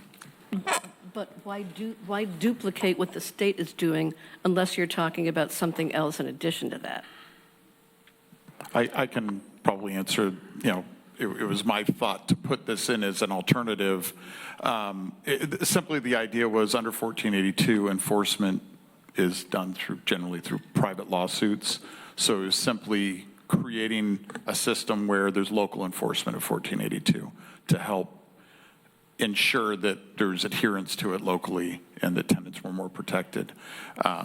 It's hard to know, and I'm not sure the data exists locally for how many people in Half Moon Bay have, before we enacted our ordinances, took advantage of 1482 to protect themselves and went through that private process. But that was the concept, is simply if the state already has the rules in place, but there's no local enforcement, and so there's concerns that people might be violating it, it was an opportunity to talk about local enforcement. That was the concept.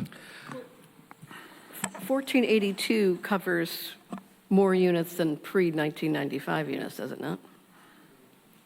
I think it's units up to 2009, doesn't it?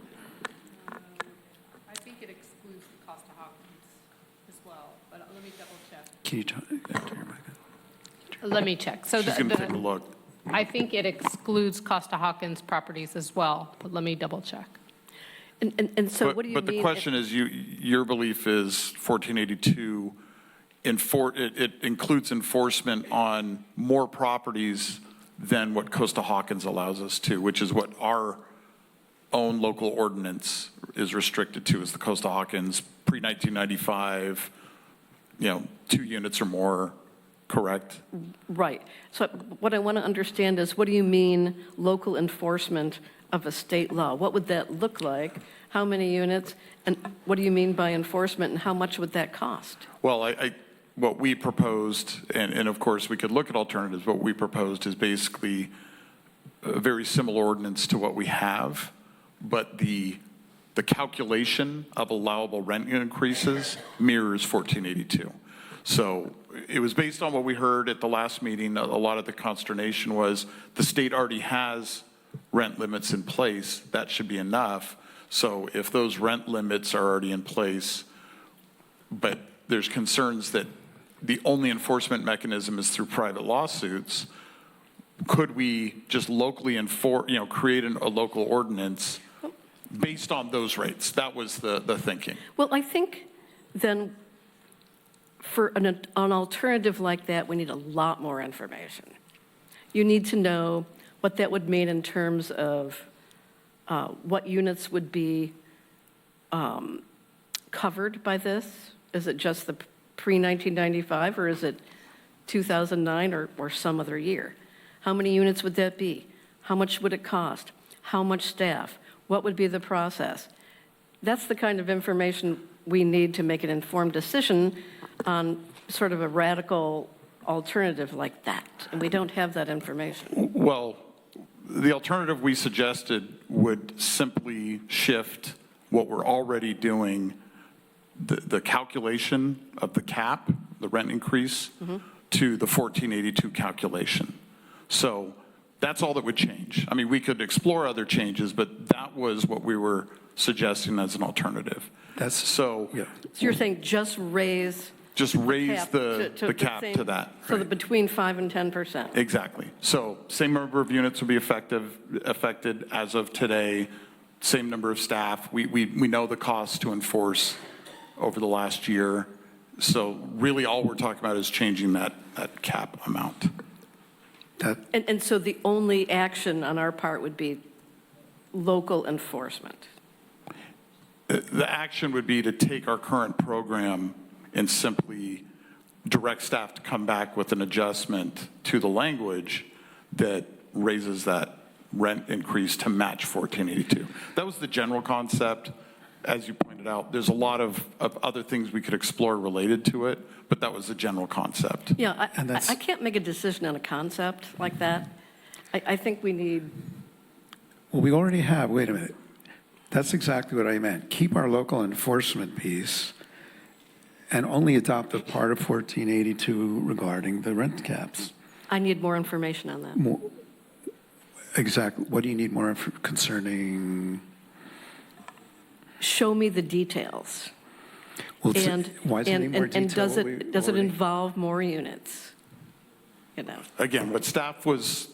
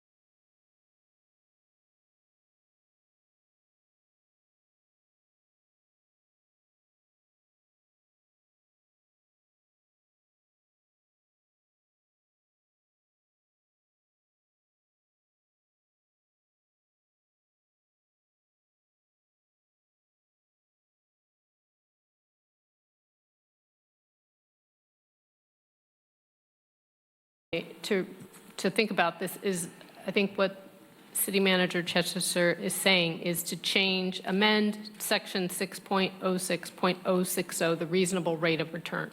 That would be the change in alternative 1 to reflect the limits in state law, AB 1482.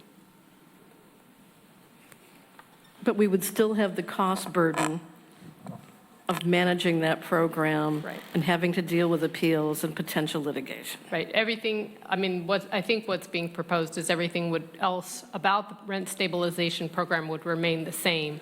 It was just the reasonable rate of return would be amended to reflect the state rent increases. And that cost is pretty much moving forward to be covered by the fees.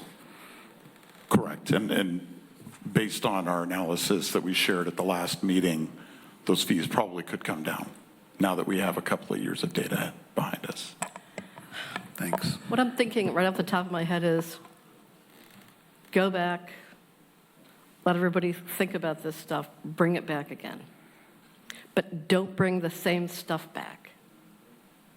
Bring more stuff about CRESPA, legal aid. And no rental change. assistance, and what this new thing would look like. Unless people don't want to do that. What was your last remark, Deborah? Include not changing the current program as an alternative. That's always an alternative.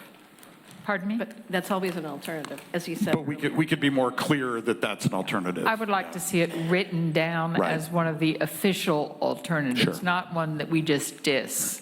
Yeah, I don't think there's support for that, but we can do that. Patrick, do you want to weigh in more? I definitely would like to bring this back.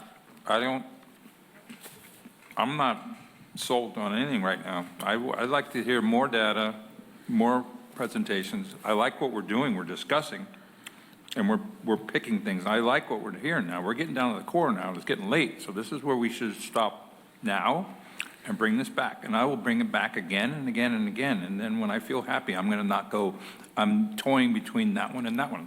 Because we can do it, but we just need more data. We need more options here. This item is continued. Okay, just to be clear though, because I want to make sure we bring back information that's helpful.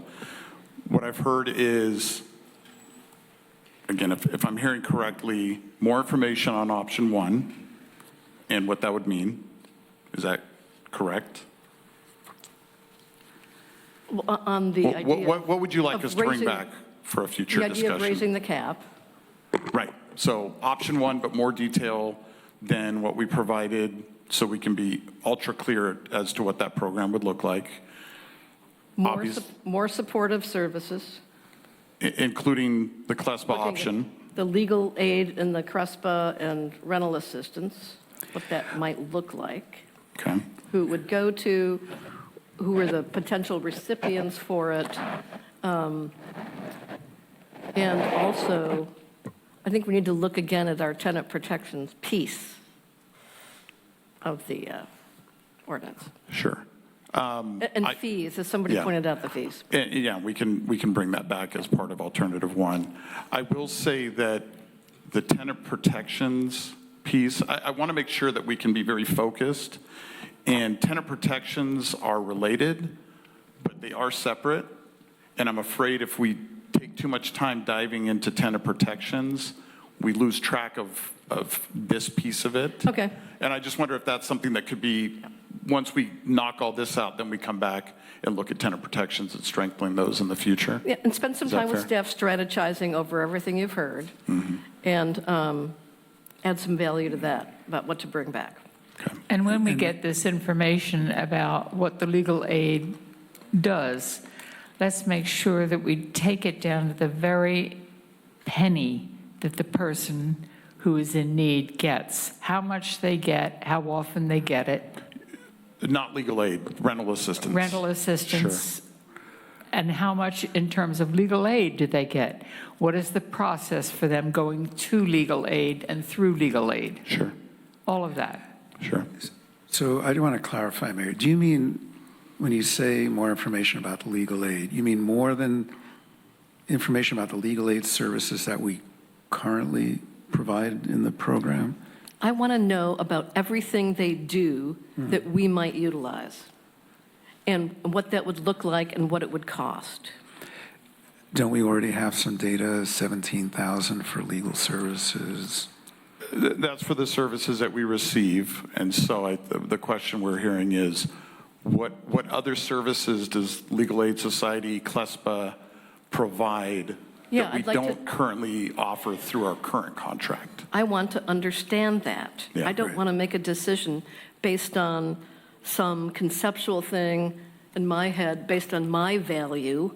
I want to understand the information. Sure. Sure. Sounds good. Can I get a clarification?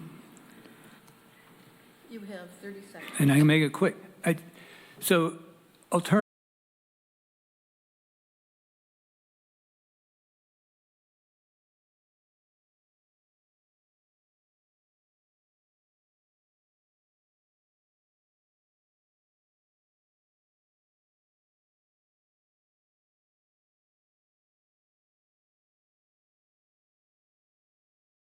So if I don't want rental registry, then I have to eliminate both programs. One thing we can look at, as the city attorney pointed out, there's legislation that allows local enforcement. So alternative 1, I think we're going to retitle it, because alternative 1 isn't local enforcement of 1482. It's alignment with 1482 under our current program. There's also an option for local enforcement, and I think we can at least look and see what other cities are doing, if any, to locally force 1482 under these new laws. And that's where I think maybe there's an option where you don't need a rent registry to do that. but only 39 cities in California do this at all, out of 423. Yeah, we have very limited, and it's in fluctuation all the time, so. The Mayor, can I have 2 seconds? Can we clarify that this data that we're taking is safe? So the people that have been hitting me up on that question, Talk in the mic, please. Can we get data that says that registration information is safe so that the people that have brought that to my attention, we can bring that forward? Because that's where it's coming from. Yeah, it's something that can be looked at. I'm not sure what more than our current agreement and the privacy practices. Anything can be hacked. There is no guaranteed privacy. Yeah. There just isn't. But we can see if we can get some additional information on data privacy under the Ptolemy contract. And assess what is available without a registry. What information is available without a registry? You're now, that's not about landlords, that's just about kind of the market data? Is that I what would you're? talk to Pam Dorr about what's available publicly, as somebody who works intensively in that. But again, I just want to make sure I understand, we're talking about market data, not information about landlords. Like personal information about landlords. You're talking about market information about the rental market. Is that? Talk to Pam. Okay. All right. Okay. All right. Any clarifications or follow-ups? Okay. Thank you, Irma. Thank you. So, Madam Mayor, are we going to do a formal motion to continue to a date uncertain? Well, the staff needs to figure out how much time they need to do this. I'm guessing it's not the next meeting, probably. We won't have this on March 3rd, but there is some urgency here because if we're going to continue in some form, Well, yeah, because time's coming my quick. understanding is the Ptolemy contract comes up again. I think it expires the end of this month, so. Yeah, and we Yeah. don't, Yeah. we don't want to. So we'll be moving on it, Yeah. but it won't be March 3rd. Yeah. Do we need to continue an item if they just don't want to take action? It's not a public hearing or anything, so. Well, typically, there is a motion to continue to either a date certain or a date uncertain, but if the city's practice is to just not take any action on the item, that's legally acceptable as well. What's the council member's pleasure? Make a motion that we continue till A date uncertain. a date uncertain. Second, anybody? Is there a second? Second. All in favor, say aye. Aye. Aye. Any opposed? Okay. Moving on. And Madam Mayor, can I make some suggestions, given the hour, about some of our upcoming items? Yeah, are there things that we might just continue? I think the CSFA update should be continued to March 3rd. There is an alignment between that and our mid-year report, our mid-year budget, which will happen that night anyways. So I've talked with Jaleesa, and we don't have any concerns about moving that item. And then we have some folks here still on the Sister City Garden, is that correct? I would recommend we take that next and then do the banner pole item last, if that's acceptable. All right, so we're moving on to item 10C, Sister City Commemorative Garden Project. I'm going to leave. I'm not feeling well. Okay. For the record, Vice Mayor Penrose is leaving the meeting at this time. Okay.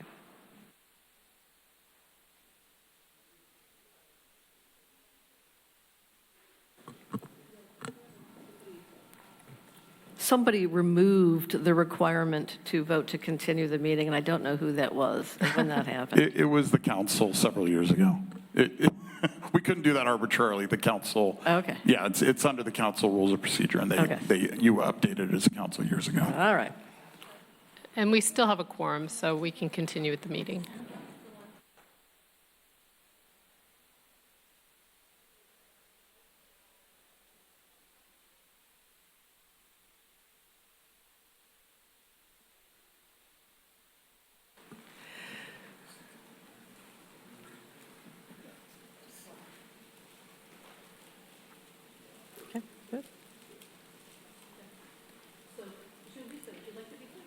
Sure. Good evening, everyone. I know it's getting late, so I'll try to be brief and mindful of everyone's time, and the rain and everything. I am excited to present to you tonight the Sister City Commemorative Garden Program. This is a project that came to city staff, initiated by the Kariwa Half Moon Bay Sister City Program Association. The organization started in 1992 with an exchange between Half Moon Bay residents and students to Kariwa, Japan. And just to learn a little bit more about culture. That is coming down. Sorry, it's the rain. To exchange culture and practices. The goal was to foster cultural understanding from both areas, learn a little bit more about practices and different traditions, and also to facilitate high school student exchanges. To gain exposure to the world out there outside of Half Moon Bay. And the impact has been over time, over the last 30 years. Students have been able to visit Kariwa from Half Moon Bay, and Half Moon Bay has also been able to receive students from Japan. The program was officially established in 1995. There was a delegation that visited with the former mayor at the time, and Naomi Patridge as well. And the relationship continues to this day. The Sister City program is very active. As you can see, students have been visiting our town, and our students have also visited Japan. We were approached by folks from the Sister City program who are here to explore the opportunity of having a commemorative garden since last year in 2025. There's a 30th anniversary of the organization being formed. We met, Interim Public Works Director Tatsili and I met with folks from the Sister City Kariwa Half Moon Bay Association a couple of weeks ago and learned about their proposed ideas.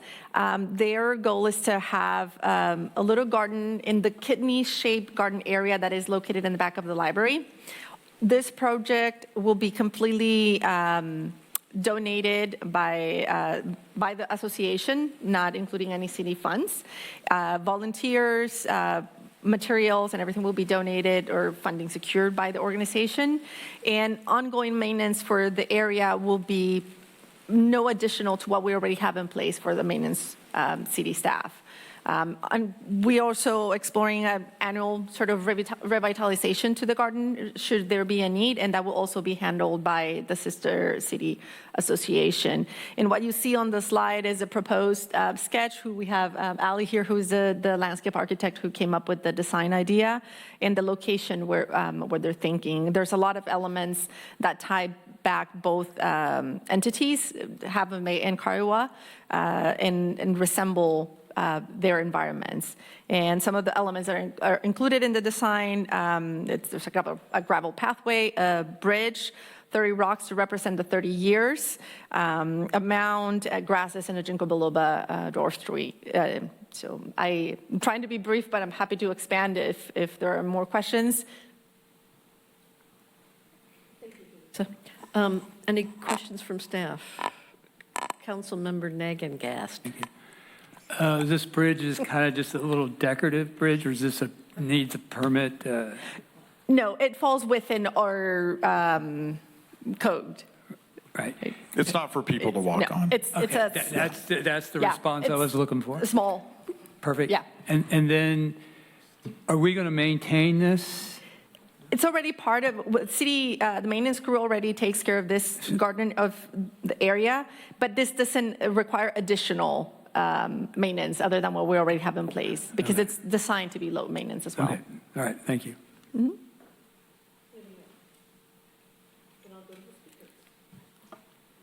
Our first speaker is Tom Wilkinson. Tom Wilkins, sorry. Okay, so Jill Impink and Naomi Patridge. I am not Naomi, but I will be speaking on behalf of Naomi.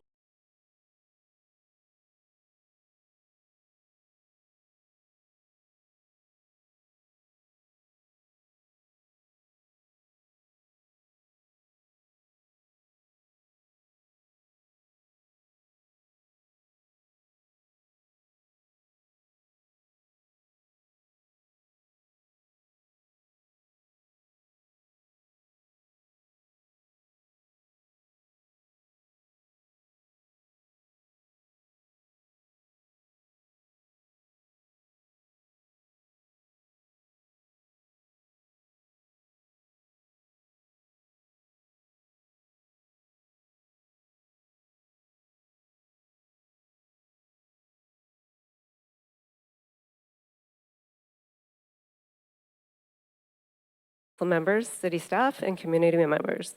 My name is Jill Impink, and I reside on Murata Road in Half Moon Bay. I am the current co-chair and 10-year committee member of the Half Moon Bay Kariwa Sister City Association. I want to thank the city staff, especially Julissa, for her work in bringing the garden project to the council tonight. I appreciate your consideration of this garden project. I believe the garden will be a constant and beautiful reminder of our long-standing cultural friendship with our Kariwa sister city in Japan, and will bring joy and awareness to all those who see it at the library. Thank you. Thank you so much. Tom Wilkins. Don't start the timer. I don't need 2 minutes. Good evening, Mayor Ruddock, council members, city staff, and community members, all of you. I'm the founder and current board member, speaking on behalf of the Half Moon Bay Kariwa Sister City Association. Delighted to be here and talk about our idea for the commemorative garden project at the library. I might say a couple of things that Julissa spoke about with regard to our history, but they do bear repeating. Your Sister City program was established in 1992 between Half Moon Bay and Kariwa Village in Japan, 2 coastal communities similar in size, population, and like demographics. In 1995, as you mentioned, Julissa, during the Pumpkin Festival, a large delegation of official visitors from Kariwa, including Mayor Minoru Kato and the Chief of Police and the Fire Chief. Some of you, Mayor Ruddock, you may remember that the Grand Marshal was Mayor Kato from Japan, rode in the convertible with Naomi, and the car behind them was the Chief of Police and the Fire Chief, dressed in their full regalia, uniforms and everything. It was quite a sight to see. This is the Certificate of Friendship Affirmation Proclamation, copy of it, signed by Naomi, Minoru Kato, myself, and my counterpart at the time, Anzawa-san, on October 13th, 1995. So for more than 30 years, our program has had a profound and life-changing impact for Half Moon Bay High students that have gone to Kariwa, and also our host families here that hosted the Japanese students that came. So the Sister City Commemorative Garden is designed to honor the historic relationship and long-standing student exchange program by providing a permanent visible symbol of international friendship. So that's really it, unless there are questions, but I would like to thank the city staff, especially Julissa Acosta, Todd Seeley, for all of their work in bringing this project to the council tonight. Also, thanks to Council Member Patrick Johnson for his role in this project from the beginning nearly a year ago when he met with Jill and I and provided a lot of energy and enthusiasm for us to get this project started. And finally, thanks to Allie Shadwell-Williams for her expertise and efforts in designing the garden and bringing the ideas to life. So thank you again for this opportunity and consideration of our project. All done in 3 minutes. Thank you so much. Any questions? Council members, any questions? Or I'll just repeat what the staff recommendation is, and that is adopt a resolution authorizing the city manager to develop and execute a memorandum of understanding with the Half Moon Bay Kariwa Sister City Association to implement the Sister City Commemorative Garden at the Half Moon Bay Library, and finding the project exempt pursuant to Title 14 California Code Reg Section 15304, CEQA guidelines as a Class 4 categorical exemption, minor alteration to land. So moved. Second. Oh. All in favor say aye. Aye. Aye. Any opposed? Motion carries unanimously. Go forth.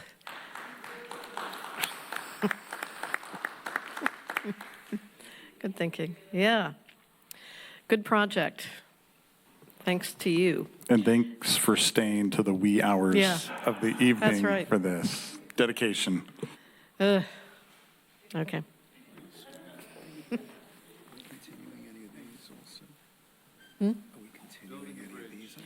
We're continuing only 10B. We're going to do 10A, the downtown pole banner program now. I promise also try to be brief on this one. I know we have Crystal in here hanging for this project. I am here to present to you a potential downtown banner program for Half Moon Bay, and seeking direction from you whether to move forward with this proposed program. Part of the scope in this project includes upgrading the hardware that we have on the current light poles that are on Main Street. We would like to, if the program is implemented, include standard banners that were regular throughout the year, plus additional seasonal banners depending on special events or seasons, and the development of a policy to allow staff to really be equitable with the process and make sure it's accessible for other community members to participate in the program should they select to participate in a banner program and place their banners for their events. This project has been brought to us, and it's been brought to us by many partners. Part of it was already discussed during the Downtown Streetscape Master Plan a couple years ago. It was sort of low-hanging fruit, and it exposed a big community win as it allows for folks who enter downtown Half Moon Bay to feel welcome, and it provides a sense of belonging to those who are already here. It builds on the community events and legacy that we already have in place. And again, it's been brought up to city staff for discussion as we undergo efforts to revitalize our downtown that are more short-term wins. Again, like I mentioned earlier, this was part of one of the recommendations from the Downtown Streetscape Master Plan. It was identified as a low-hanging fruit because of the potential low cost and maintenance that it would require. It was heavily, as you remember, this was heavily included our community feedback. And again, if you want to have access to the report again, we're happy to provide that, the master plan. The program overview in general, this includes we counted, there's 42 banners already in Main Street, spanning from almost in front of the Office of Coast I Hope, all the way down to a little bit past the IDS. And so there's 42 poles. Some of them are in good condition, some of them are not, some of them have PVC piping, some of them don't have banners, some of them don't have access to the flower baskets that we're proposing. And this potential banner program would also include access to the seal in South Main Street by the fire station, and access on the Highway 92 sign right up before Hilltop. And the two poles right before the Main Street Bridge. And again, we will try to standardize the process, and this is just a visual representation of the locations that could be impacted by this program. Again, the blue line is the location of the banners through Main Street. The little orange star is the poles right before the bridge. The red star is the sign on 92, and the green star is the seal at the south entrance of town. We haven't finalized all the details, but staff has done a lot of research in terms of finding hardware and consulted with local providers to design the banners and again, make it a standardized program. So far, what we've explored, it's potentially up to $23,000 upgrading all the banners. Like I said earlier, some of the poles are PVC. Some of them don't have the basket, the flower basket that has been the recommendation. And this program can be funded by the CIP program. Since we're not moving forward with the Gateway Arch, some of the funds can be reallocated to this program.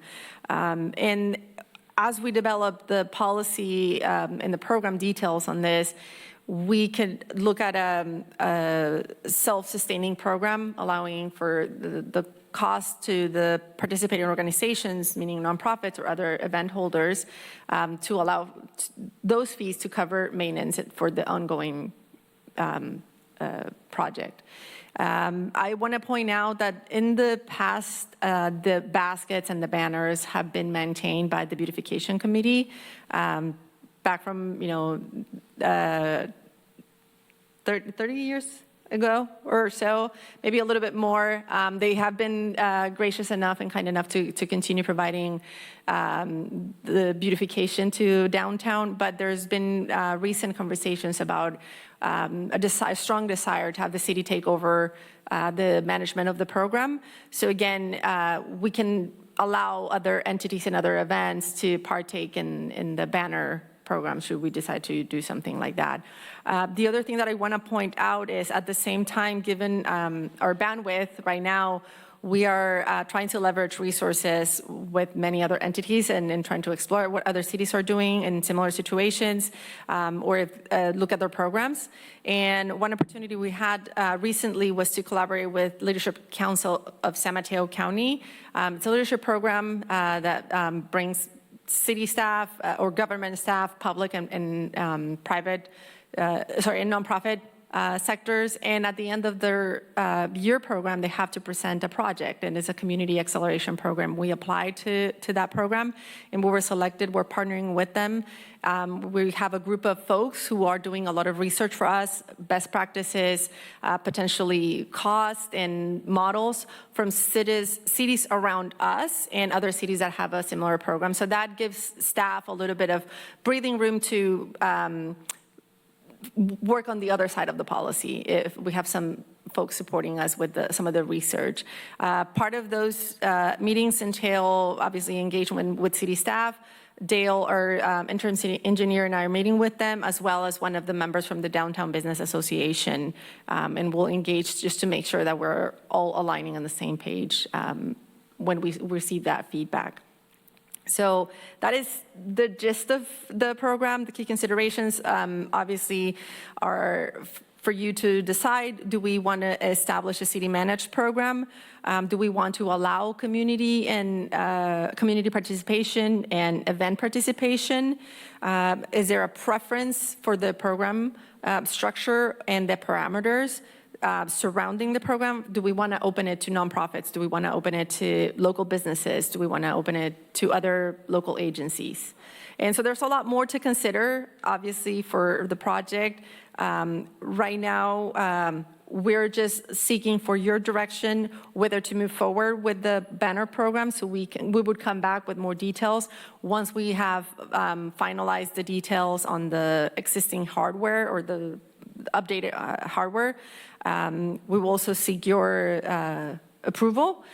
We have ordered a sample of the hardware that we'd like to have installed. It's getting here at the end of March, but at the same time, we're also looking with a local provider to see if there's more flexibility in times.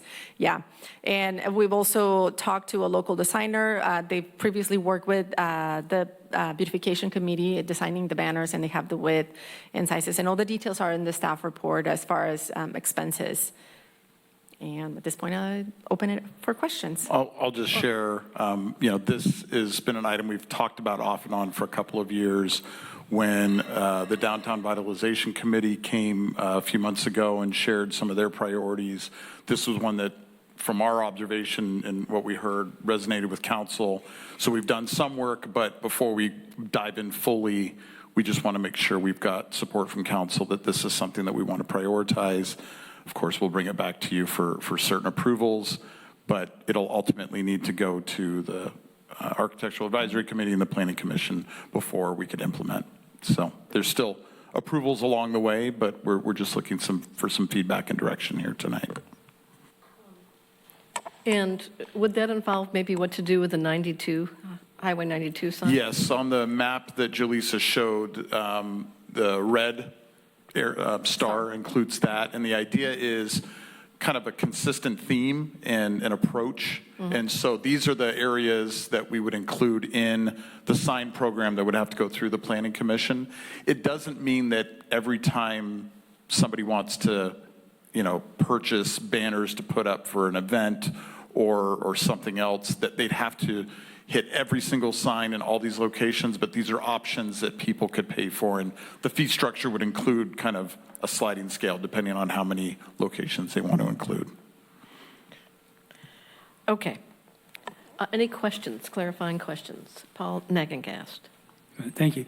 So we're just being asked, should staff go forward with a formal banner program? That will come back to us, or does it go to the Planning Commission? We would, if we're given the thumbs up today, we would develop a plan. It would go through AAC for some of the design elements, Planning Commission for the signage program itself, and then we would come back to you for final approval to actually move forward. Because there's some technical things being worked out regarding the hardware, right? Exactly. I've been hearing that. So all that will come back to us. Right, for final approvals Assuming we and say, authority yes, to go spend ahead. the money and Okay. all that. Thank you. I have one speaker, Chrislyn Geet. Thank you very much, Crystalline of the Cosi Chamber and a part of the Downtown Pretty Committee. And it's been really great to work on this project. We keep kind of hearkening back to many of the projects that are on the downtown to-do list, have been on that list for a really long time, about making Main Street and the surrounding downtown shopping corridors more visible to visitors. And the banner program is definitely one of the easiest to do that will have high impact for our downtown businesses. And I know that you might think like, well, it's not necessarily pointing to downtown, and that's what we ultimately want. And yes, we will get there. But it is very important that when people get onto Main Street, especially when the GPS apps tell them to take Main Street instead of the highway, that they recognize that it is a downtown district. And currently, with the hodgepodge, mostly broken banners, and many times no banners at all, there is no visual cue from the car that you've hit a proper downtown. And in the last year, everywhere that I go, the first thing that I notice is the banners in the downtown. And that's big cities, that's little cities. And so I do think that is something that is very much lacking in our downtown that will have a high impact. And I also want to just really emphasize that the downtown merchants and the nonprofits who would be seeking to put their event banners up want to pay for that privilege. So it is not expected that city staff will not get reimbursed for the time it takes to put the banners up and down. And we've suggested that, like Carmel, the banners specifics include things that are sustainable. So you can require that it be sustainable materials and sustainable inks and so on and so forth.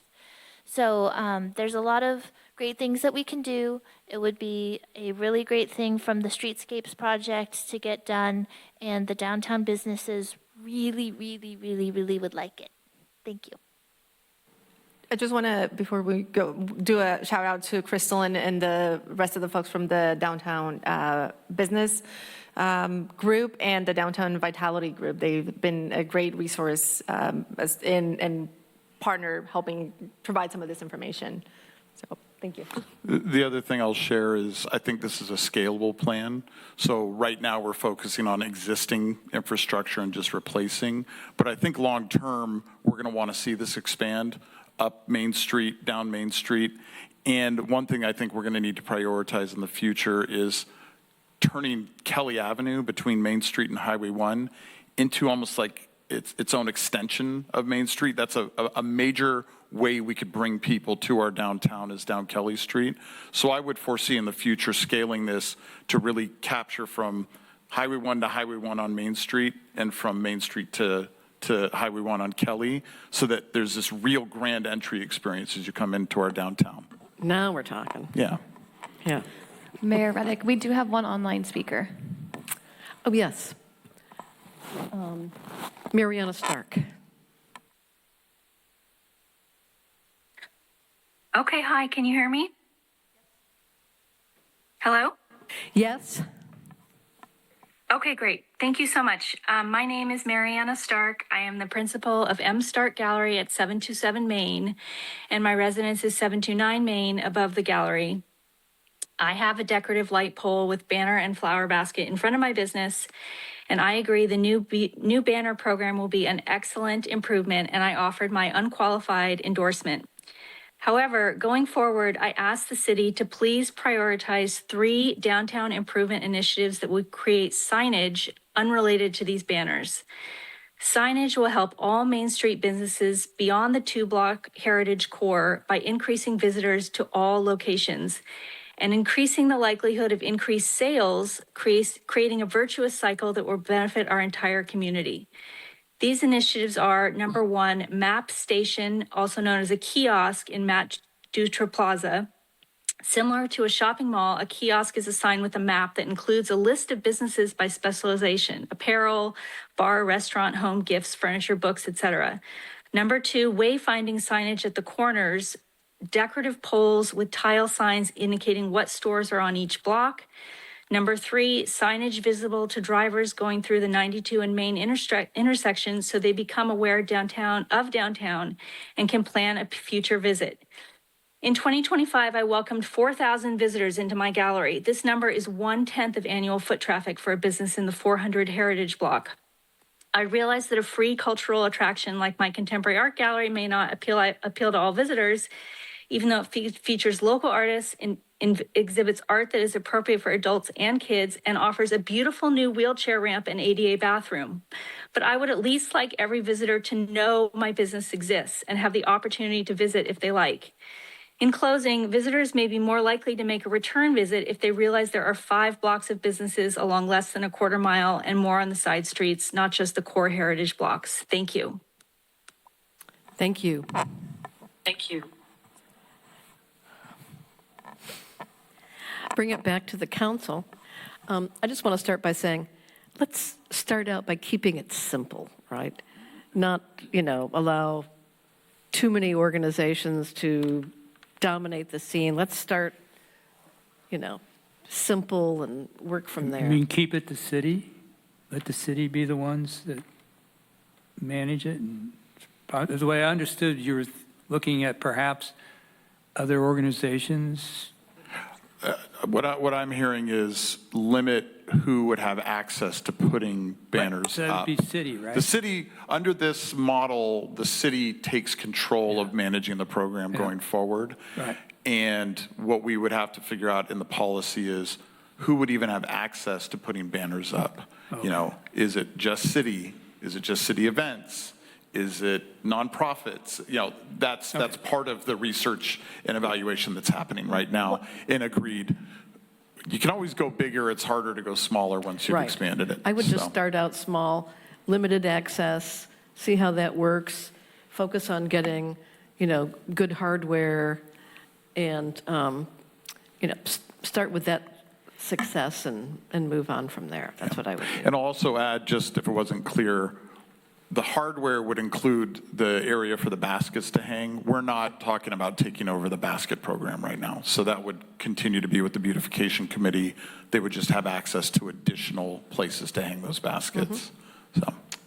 And one other thing I want to point out to your comment, Madam Mayor, is from our conversations with the Downtown Vitality Group and the Downtown Business Association, there's not, the intention of the banner program is not to promote private businesses and just have folks, pay because they can afford it and it's a private firm or it's a big box store. They just want to promote that they're, business.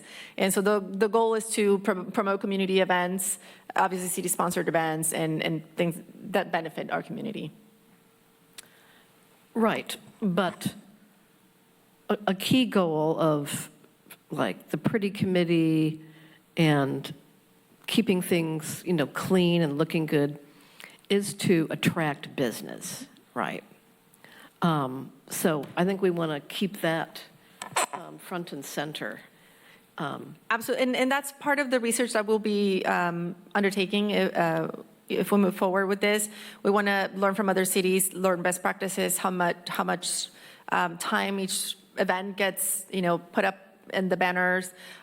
Is there a preference, or is there a tier system on who gets priority? That's sort of what we're looking into. Yeah. It's not just, hey, I have the money, I filled out my application, I have the banners. There should be a system that is in place to allow city staff to properly carry this forward in an accessible way to those who can benefit from this. Yeah, and I think you've done a good job of looking at things in a very thorough way. And thanks to the Chamber and the downtown merchants and the Pretty Committee and staff and the CAP program. Yes. Yeah. And having attended a couple of downtown association meetings, I see a goal as this being a sustainable model of fairness, because that's what people will be, want to make sure everyone feels they got their fair shot. And again, just from feedback that we receive, especially from Cameron, from the Beautification Committee, we know about how many events are typically displayed in the banners already, and that gives us an idea of where to start. And then, like Matthew said, we can always go bigger if it's successful and there's opportunity for more, but we would start with the usual events that we already have in place. Thank you. And will there be a downtime banner? Like, will we have a banner in between the event banners? Yes, the goal is to have a standard banner when there's not a special event happening. So, Have we decided main yet, or is that stage. something that'll come back later? That'll go through I've AAC. seen local veterans are having, I've seen different things. Well, different and those things communities. exist as well, but I think what you're referring to is kind of just the standard downtown Half Moon Bay banner. Yeah, or something. I mean, I've seen some communities actually have their local veterans in between, not just during Veterans Day, but having it in between other things. So I don't know if we decided That's yet probably what that would be. phase Okay. two All right. expansion. Good. Yeah. There have been conversations about it, but I think as like Debbie mentioned, we'd like to start simple and then expand just to get it going and allow for the community to react to it and for us to get their feedback as well and see what other opportunities we have to include everyone. I can't believe it's been a year at Johnny's Coffee Shop with Betsy, and it's taken this long to get this far, but I'm so happy. I want to be clear on that. But Betsy had some very distinctive hardware concerns. I hope we're following that. She's very brass balls. Yeah, brass balls. It's the brass balls. The image you see. I don't want to forget the brass balls. No. Let me put it that And way. I want to point out again, this image. This image was provided to us by Kristen. She did a lot of the research on the hardware, and so again, that's why we've been relying in the downtown business folks and the CAP team folks for the policy program, but the more aesthetic portion of it has been led by downtown folks, and we've heard their input on this. So yeah. Yeah, I think based on the feedback we've gotten, there's direction to keep pressing forward. We'll obviously return, before things get finalized, but there's a lot of work to do before then. So we'll be getting cracking. And the goal for everybody is to be able to get this in place potentially before the Wine and Jazz Festival. That'd be kind of the first event, since that's our first big event of the year. It's going to be tight, but getting this done tonight was a key step in that process. So. I think that you have your arms wrapped around it. We do. Yeah. Okay. And then, Madam Mayor, if we're done with that item, I did confer with our city attorney. We do need to take action on 10B to just formally continue it to the next meeting. I apologize. I kind of threw that out there and then we moved on, but we do need to officially move the CSFA item to the next meeting. I thought we did that. Didn't you make a motion? That was for the previous item that we continued. Oh, we're talking about 10B. Right. Okay. I move that we continue item 10B, Community Services Financial Assistance Program Mid-Year Update, to the March 3rd meeting. Second. All in favor, say aye. Aye. Aye. Any opposed? Motion carries. Thanks for that. Okay. So item 11, any commission committee updates? No updates tonight. Thank you. Number 12, items for future discussion, possible agenda items. I just want to say that I think it will be helpful as we're moving forward on e-bike, e-motorcycle regulation. I think it would be good to have a joint discussion with the city's Bike and Pedestrian Committee and the City Council to hear from the public and take recommendations from the people who are, dedicated walkers and bikers in this town. And I assumed we were going to do that. That's why I didn't think we had to do but we want to bring an agenda item in a second, but because I thought I heard we were going to do this. I mean, that's been in the plans of staff, but Okay. yeah, I mean, Okay. this, Yeah. this I'll just- second it. this holds us accountable to that now. Yeah, I just like, we've had a couple of really good joint meetings, like with the Planning Commission, and I think it would be great if the council and Bike Ped could, get on the same page about what we think is necessary, and that's all. And any city council reports? I don't have anything. Okay. So this meeting is adjourned. Thank you for your forbearance.